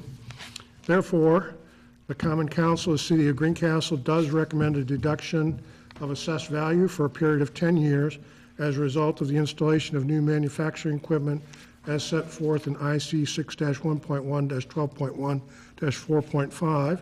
The following abatement schedule applies to the eligible personal property that are part of the expansion project outlined in this resolution. Year 1, 100%, year 2, 90%, year 3, 80%, year 4, 70%, year 5, 60, year 7, year 6, 50, year 7, 40, year 8, 30, year 9, 20, year 10, 10, year 11 and beyond, 0. Mayor, Oh, you read that. there's another alternate I schedule. was gonna get to Okay, that, yeah. sorry. Thank you. The Common Council of the City of Greencastle does not recommend a deduction or tax abatement for special tooling, nor does Chiyoda USA Corporation request such abatement. The Common Council of the City of Greencastle further recommends and approves the application of the deductions herein for improvements in equipment installed pursuant to the Statement of Benefits. From the approval of this resolution and during the 33 ensuing months, April 12, 2018 to December 31st, 2020, passed and resolved by the Common Council of the City of Greencastle at its regular meeting this 12th day of April 2018 with signature lines. Now, I'm going to mention two things here. If council chooses on the alternate abatement schedule, year 1 will be 100%, year 2 100%, and year 3 as 100%. The remaining percentages after year 3 to remain as previously read. Also, I believe the original resolution, the original draft had an end date of June 30th, 2020. I went ahead and extended that to the end of the tax year, which is December 31st. That way, if there's a delay in the implementation of the project, they've got a couple extra months and to get things finished up and not have to come back to have the paperwork amended. And typically, we have tried to do that in the past to basically go to the end of the tax year. So those were the slight differences between the resolutions. And then lastly, on the second page of the Statement of Benefits form, we do, as we have in the past, we look at the proposed investment, in this case, $10 million worth of manufacturing equipment, $400,000 in logistics equipment, and $100,000 in IT equipment, and that is longer-term IT equipment. The company has indicated that's more associated with the manufacturing equipment, which will have a longer life than your desktop or laptop computer. So we look at those numbers, and then typically we have added a little bit of wiggle room in the past so that there's some unforeseen cost of installation or something. So the limits on the, excuse me, the maximum limits would be $11 million on the equipment, $440,000 on the logistics equipment, and $110,000 on the IT equipment. Chiyoda will receive abatement on the exact amount that they actually spend once the bills come in. So even though we give them that little bit of wiggle room, if they spend $9,890,000 on the $10 million equipment, they receive abatement on that $9,890,000, and they don't get extra for not spending money. So, Wait, Mayor, you're presenting us two. They have requested the for the first 3 years to have 100% abatement for the training aspect. But when I read this, I wanted to read it so you understand that, traditionally we've done one abatement schedule. They are requesting the additional couple years at 100%. But we can only, I mean, Laura here, we can only consider one proposal at a time. Yeah. So which one are you asking us to consider right now? Well, do you want to have discussion about the training aspect? And then we have copies of both options of the resolution, depending on what the decision of the council is. So basically, the 3 years, by giving him 3 years, we're also giving him $42,000 basically in training dollars. Yeah, correct. And that's on top of the tax abatement. Right. It's really reducing our tax receipts. But just hold on one second. I'm looking maybe if Linda, I mean, for us to actually discuss something to We make ask sure you it's legal. we ask that you consider the 3-year 100%. We need to have one motion in front of us to discuss that first, vote on it. So if we start with the 100% one and we pass it, then we don't go to the other one.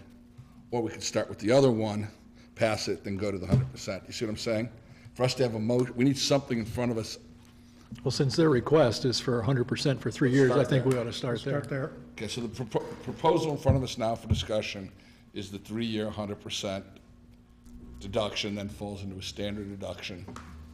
I'm not saying that to sway the debate, it just keeps us legally, I think, on track. Linda, what is the difference in the tax dollars we receive? If for on 3 years, if we go with the 3-year. Tax dollars the city receives, or just total? It's, the city receives is a lot harder, like. Yeah. Yeah, 'Cause I don't- so many things Yeah. Okay. go to play. I would have to Well, run a calculation. in total, okay, then total. The difference between the two is, let's see, where Basically, I'm asking the question that Dave was getting at. I think whatever he said, there's a difference, there's a big Right. difference in the tax dollars. the difference in tax revenue to all the units is because we use the total tax rate. Right. Is the $42,000. So, 380,000 to 422,000, so it's capturing $42,000 Okay. in some odd sense. Can we talk with Tim or somebody from Chiota? Sure, Can he come up? absolutely. Tim, would you like to come represent, or would Ron like to come represent? Don't all rush up. Dana's already been on the hot seat, so. I don't think we're that bad. Hi, Tim Conrad here, the tax advisor for Chiota. And I want to say, I'm really glad Chiota's here. I assume that this expansion will make Chiota more profitable rather than less so, that you have run the numbers and they have run the numbers. Is that a fair assumption? Yeah, it's certainly going to be growing revenue. Okay.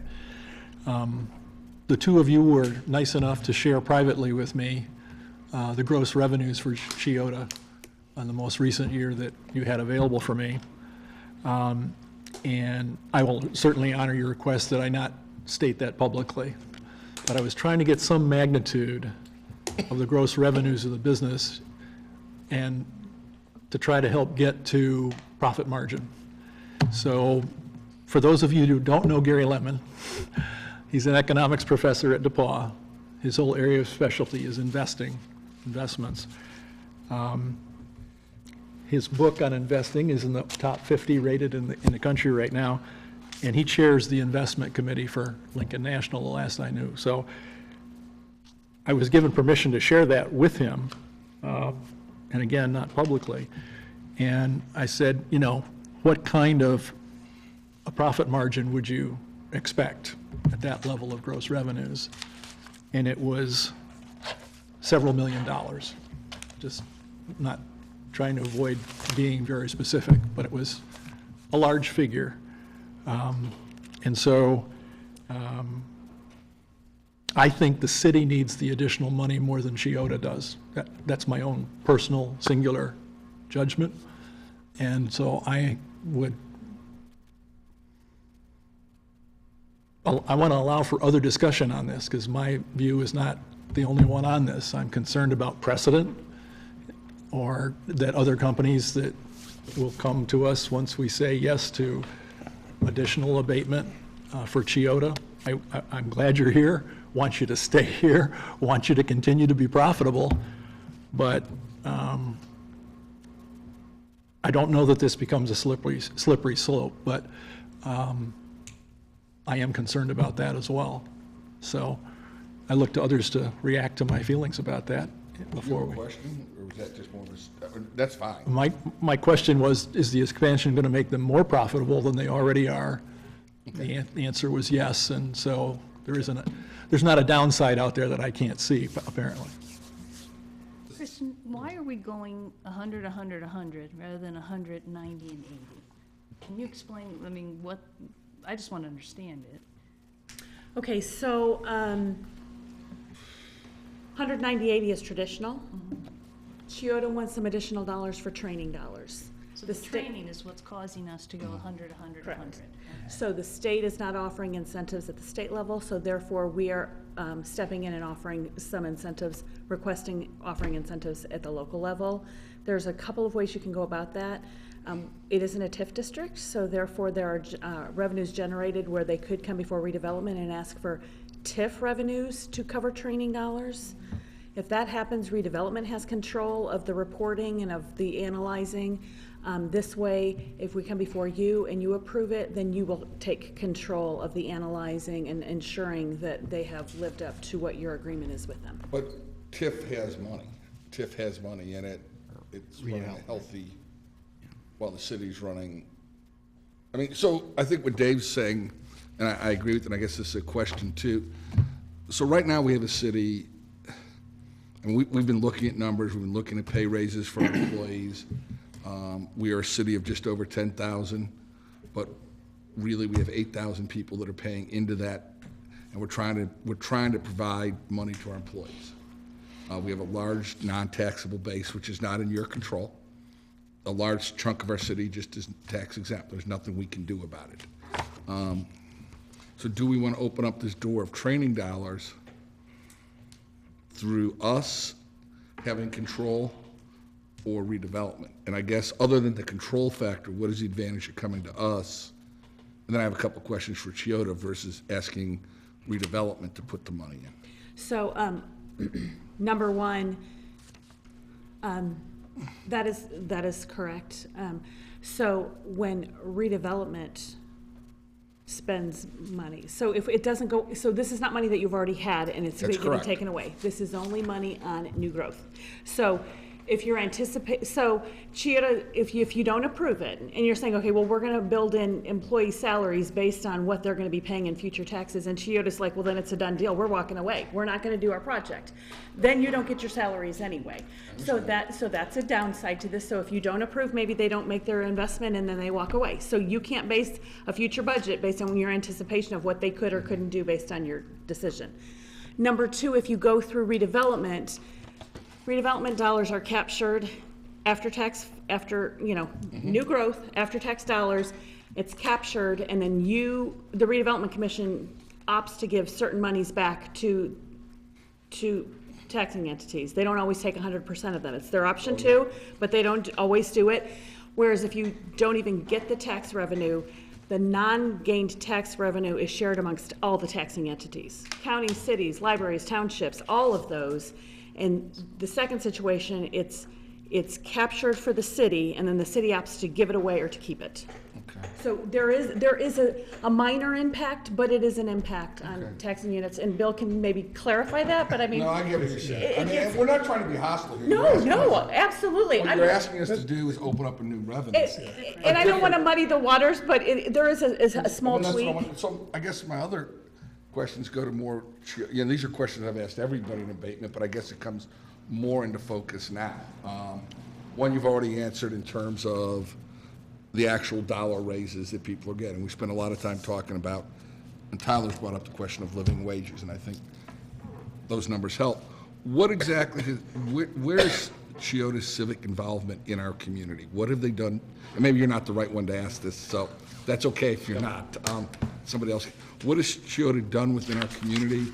And the question I always ask, or started to ask, is Chiota's health plans. is Putnam County Hospital a in-network, preferred, whatever term, I don't know what terms your plans use, provider? I'm not saying we cannot tell people to go to any hospital. So I can answer that one because I've confirmed with Dana and they are a preferred provider. Okay. So it's not just a secondary or it's not they are preferred. So I did want to clarify that for you because I know that that's important and that isn't telling anybody where they have to go, but that is giving them an option and making them at least as beneficial, if not more so than every other provider out there. So they are preferred. And then could we talk a little bit about some of the civic? Because we know Heartland and Ascena and Crown are very involved in the community. I just don't know that much about Chiota and what do you guys get behind? Because if it's a win-win, or if it's good for the city, then you know, this seems like a good idea, but I just don't know what do you guys contribute to and what are you doing to Sure, improve the city? and perhaps someone from Chiota could chime in, but there is Is Dana gonna take this or is Ron? There is a page in the packet. with But regards to- it doesn't tell us It's a not whole lot. detailed, it's real brief.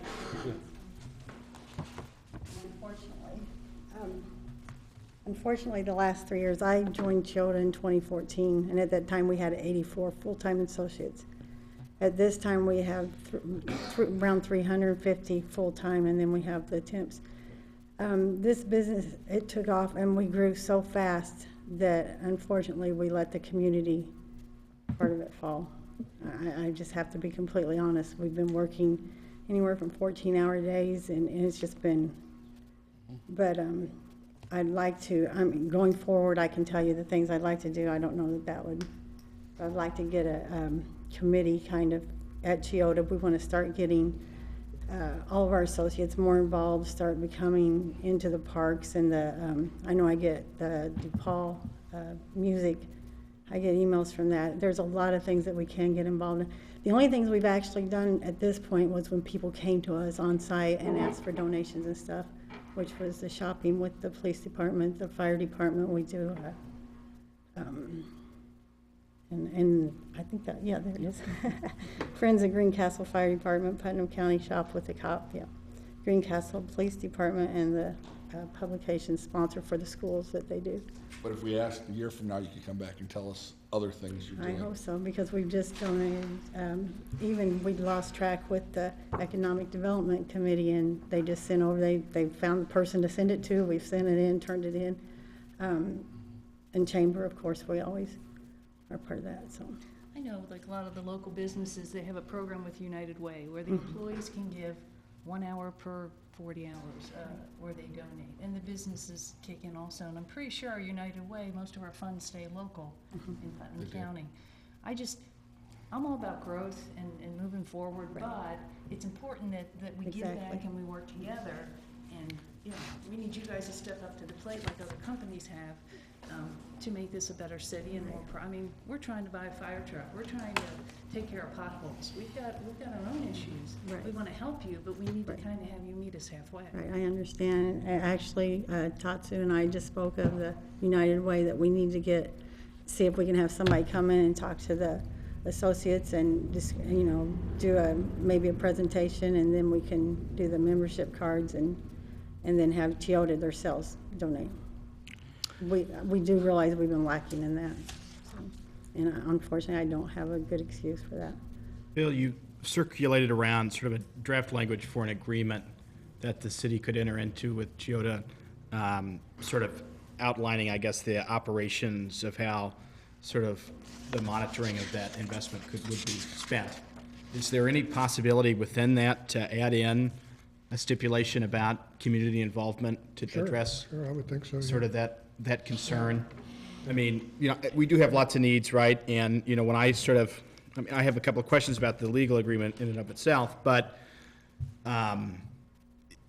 it's hard to feel bad about a business in our community doing well, right? And I know that Subaru in Lafayette's been doing gangbusters lately, right, which has led to this sudden expansion. I mean, you said 80 to 300 people in 4 years, right? That blows my mind, right? And I mean, we've talked a lot at this council about, you know, sort of taking abatement seriously, talking about encouraging employers to provide that living wage as Adam spoke about, and making sure that, you know, we live in an environment in which we are at full employment, right, economically statistically speaking, right? And so we do need to make investment in workforce development and job training to be able to fill jobs in the community, right? As a state, we know that workforce development is super important. Right? We just spent most of the last legislative session trying to do things to increase that workforce development. And so, you know, from where I sit, I understand the concerns about it and setting a precedent. I do feel like the draft language that we have in this agreement helps to assuage concerns about that and to making sure that the company acts in good faith to be able to make sure that they are providing these training opportunities for their employees and providing some sort of regular reporting process to the city. And so I guess I would say, maybe this is more of a statement of the question, but I feel good about the draft language of the agreement. I have a couple questions about it, but I also feel like that the expansion that continues to happen at Chiyoda is impressive and is something that is beneficial to the community. And yeah, even if folks' income taxes don't come back to Greencastle, right? Well, folks buy gasoline in Greencastle, right? And 38% of their employees live in Putnam County, and they shop in restaurants, and you know they do a bunch of other things that benefit the community as well. And I think it would be, I would find it sad, I guess, if we turn this down over $42,000. Tyler, can I ask you a quick? Go ahead. I mean, since I've been on the council, we have always approved the maximum. And there is, I mean, here's the precedence, as far as I'm concerned, is if another company comes who does not have any other facilities outside the state, and they ask for help or training, that's the precedent, right? If a company has something outside the state, they can get training dollars from the state. So from my perspective, we're doing what we've always done. We're not setting any, oh my God, precedents. And here's a chance.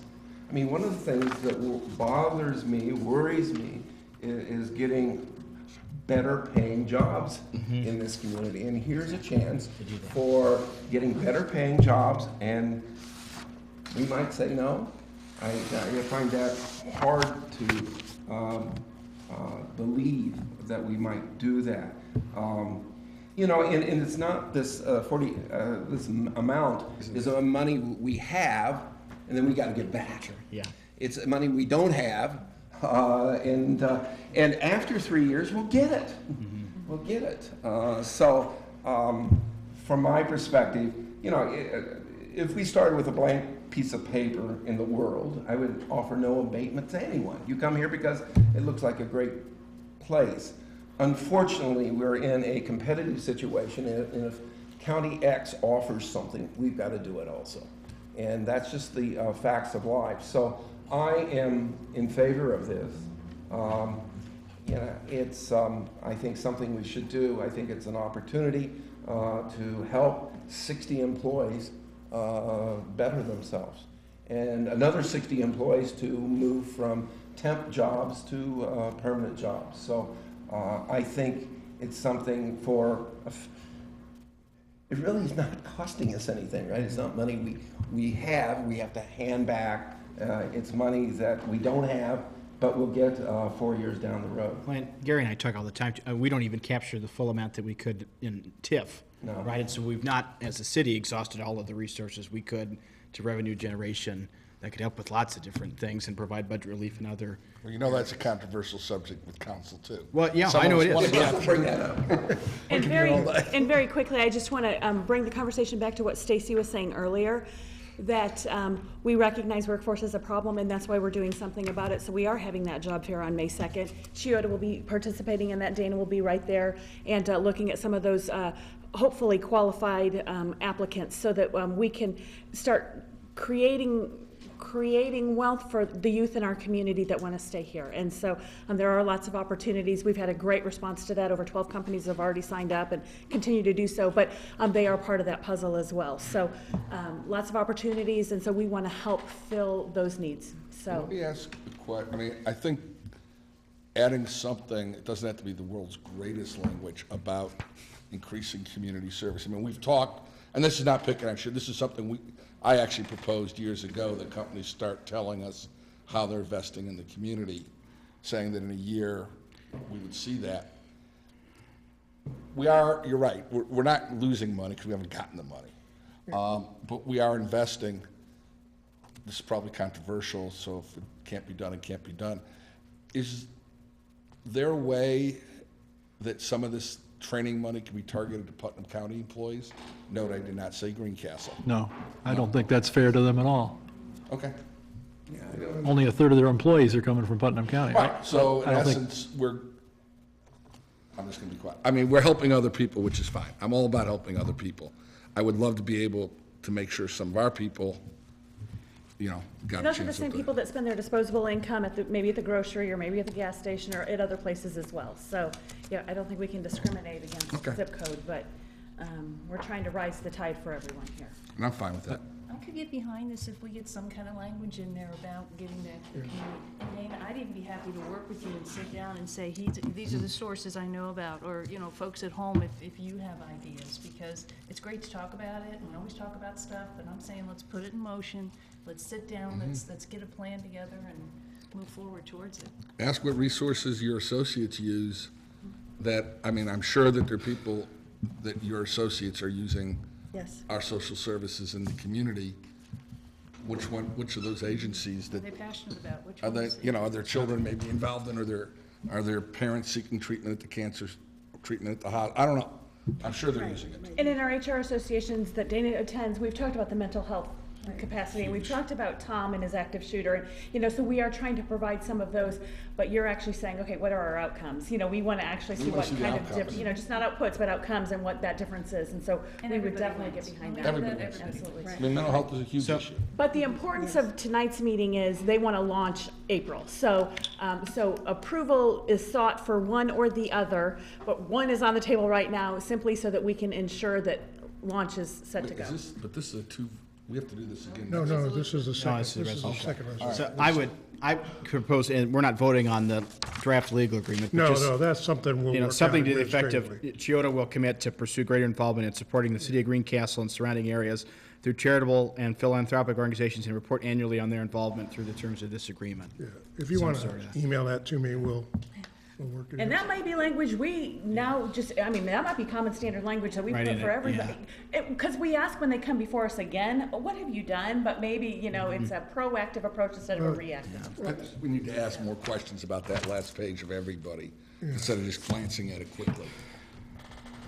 Even asking it is foresightful because a lot of counties don't even do that, but nonetheless, we could get definitely more details on that. I tell you the truth, I'm sure it comes up in discussion in other communities, but I'm not aware of other communities that specifically ask for it like we have been for many years. I mean, I was the one who proposed, I think it just makes sense. Gold star, Adam, very Not good. gold star, you can just, No, it's very good to have a we sit reporting. here, all of us, and we look at the homeless shelter, we look at the Humane Society, we look at mental health, and it breaks our hearts. It breaks your heart. I mean, it's tough. I want to go back to Kristen's point that they could walk away. They could. Chiota's not going to walk away over $42,000 if we give the standard abatement. So it troubles me that on top of the abatement, we're being asked for another $42,000, and I look forward to the Gary Lemon Room at the new Y. Well, I mean, actually, that's one of the things that's bothering about this. What if everybody at Chiota gave $30,000 privately to the homeless shelter? And we'd say, well, you guys aren't doing very much. I mean, people do things without pounding their chests. And it doesn't have to be through the corporation. I mean, the stuff I don't do through DePaul University, my employer. So does DePaul not get credit even though I write the checks? But Gary, we all know that when a corporation, when DePaul sends out to us the United Way card and reminds me to make my donation to United Way, I am far more likely to do that. The folks at Chiota aren't making enough to do that, to give the $30,000 to I know Beyond that, Homeless. But whatever they're giving is a sizable contribution to them, and I'm sure their employees are. I just know that when I get the little reminder in my mailbox that says, Adam, you haven't given, I'm more likely.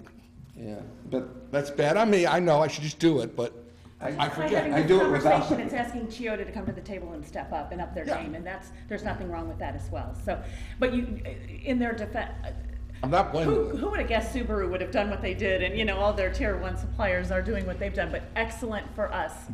Kudos, but we will, Stacy will, and I would be happy to help work with that. I make a motion that we approve resolution 2018-3 with the 100, 100, 100 abatement schedule. And the additional language, right? Well, I'll email Bill the additional language. We're not voting on the draft No, agreement no, itself, but with the understanding that we'll have a draft Yeah, we'll agreement. take care of that. That's a more of an administrative Yep. function. That will be signed as an addendum. So we have a motion on the floor. Is there a second? Second. We have a motion and a second to pass Resolution 2018-3 with the provision for the additional abatement to provide for training. Are there any further questions or discussion? I just want to say for the record, I'm going to vote no, but I love my Subaru. Parked around the corner. I'll say for the record, I'm probably going to vote yes, because I want, that $15 gets people to living wage, and that is near and dear to my heart over many things. So I respectfully, I know exactly what you're saying, Dave. I'm sitting here going, this is tough. I've been critical of any industries that does not take the time to train its employees. That goes down in, for that purpose, for that reason, I am going to vote yes, because, they're improving their employees, they're keeping their employees, and they're expanding the number of employees that they're going to have. And by the fact that they're training people, I like that. Call the question. All those in favor of Resolution 2018-3, please signify by saying aye. Aye. Any opposed? No? Okay. Motion does pass 5-1. Thank you very much for joining us tonight. Sorry, a little bit about the hot seat, but you're not alone. These questions come up with other companies that have come before us in the past, so. I don't think you're appreciate your effort. hard. One of the things that, a few years ago, a company was cutting back here in town, and had a conversation with one of their officers. And I said, the thing that concerns me most is that your company, by cutting back, we're losing your expertise on our United Way board, on our Community Connections board. In other words, your executives, your people that have this expertise need to be the people out. We need to see those people out in the community, sitting on boards, bringing their knowledge to our community. And that, to me, is what I would like to see, not only at Chiota, but every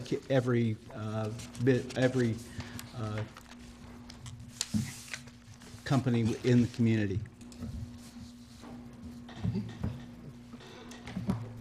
Thank you very much. Thank you. Thank you. Thank you. Thank you all. Okay, next item of business is the approval of the Greencastle Redevelopment Commission Annual Report for calendar year 2017. That was distributed. Basically, the report under statute comes to council for, I guess, approval, and Linda then loads it into the gateway system. Unfortunately, the gateway system doesn't have footnotes. We publish a far more extensive annual report than is required by statute, because I've always believed it's better to show those to projects that have been completed and then show the ones that are on the list in the plan for future possibilities. That's not to say one is more important than the other. That's for the redevelopment commission to work on. But Bill's got it. Do you mind sending it? Oh, and do we have the claims? Have the claims been sent? No. Oh, no, they have not. so I'll make a motion to approve the Greencastle Redevelopment Committee's annual report for the calendar year 2017. I know we don't actually approve it, but we'll just stay with that. Having read it completely, I wholeheartedly agree, and I'll second that motion. It's fun reading. We have a motion and a second to approve the annual report as presented. Any further questions or discussion? Hearing none, please indicate your approval by saying aye. Aye. Thank you. Next item of business is the an amendment to our salary ordinance, and as I mentioned earlier, this is to amend the ordinance to kind of basically switch what was a full-time position to part-time. And I'll read it. It's ordinance number 2018-2, an ordinance amending ordinance 2017-10, an ordinance establishing the size of the departments of the city government of the city of Greencastle, Indiana, fixing salaries for the employees of such departments, and fixing the salaries of certain other appointed officials for the year 2018. Be it ordained by the Common Council of the City of Greencastle, Indiana, as follows.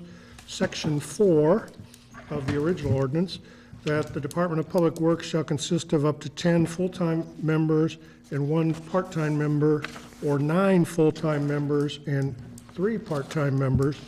Base pay ranges may start at the entry-level amount or any amount in between up to the maximum base pay as follows.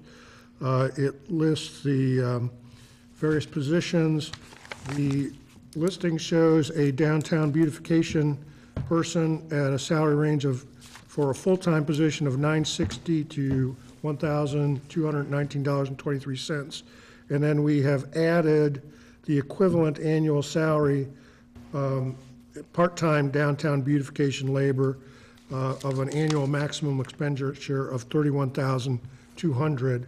And this will give us the flexibility to either have 1 full-time person or 2 part-time. We're starting off with 2 part-time.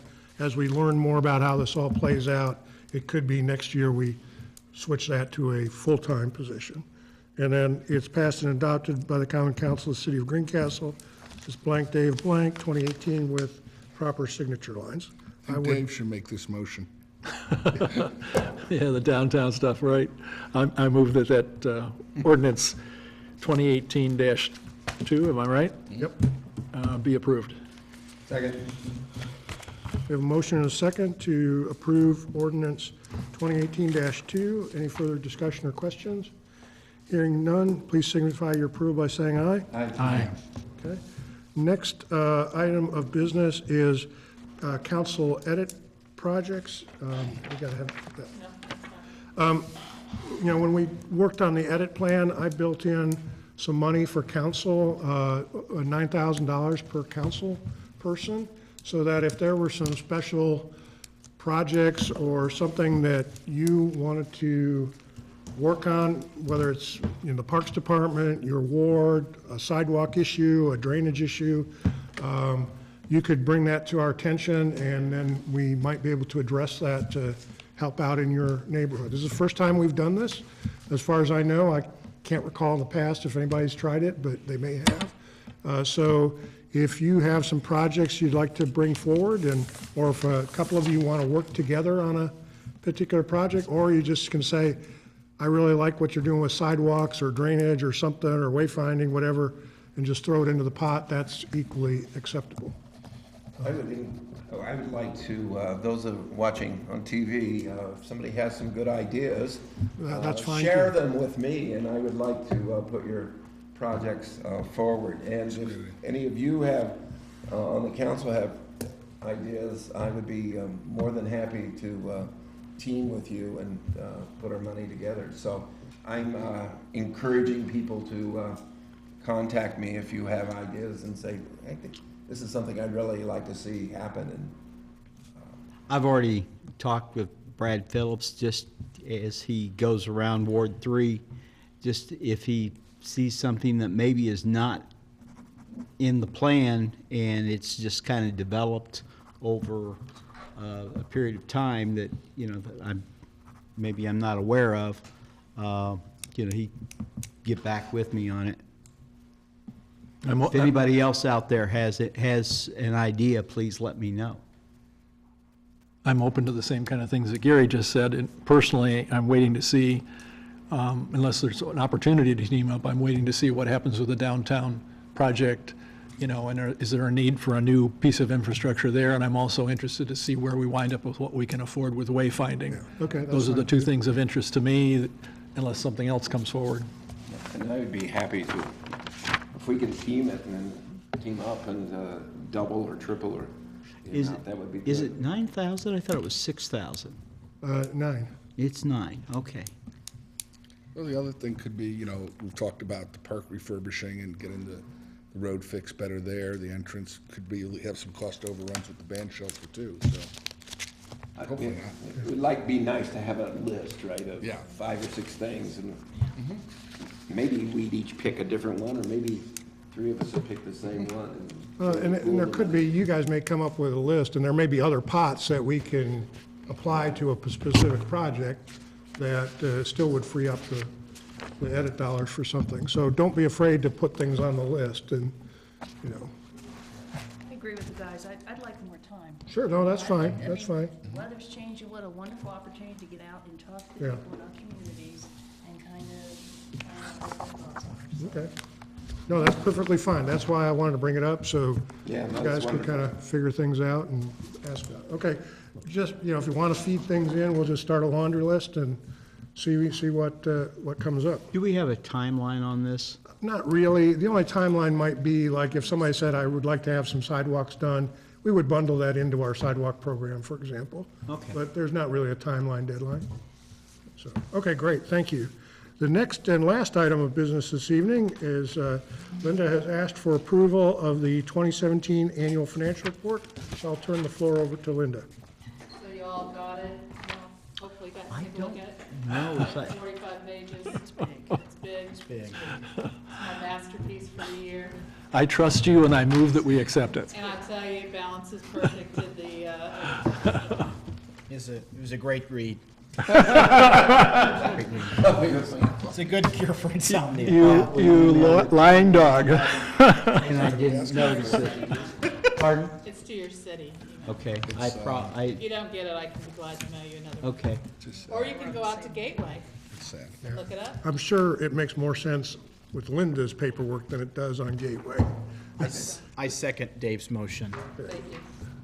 We have a motion and a second to accept the 2017 annual financial report as presented. Please indicate your approval by saying aye. Aye. Since I have not seen it, I am going to abstain. Okay. Since, at this point. I move that, People listening, if they want to see it, they are more than welcome I'll to ask look any one online. of us to produce it. And it's on Gateway, so you just go out to Gateway and you click on local community, Putnam County, Greencastle Civic City, and you will find it. Or email us. Yeah. Or you can email us. after over 2 hours, I move that we adjourn. Do we have a second to that? Second. We have a motion and a second to adjourn. All those in favor signify by saying aye. Aye. Thank you very much for your time this evening.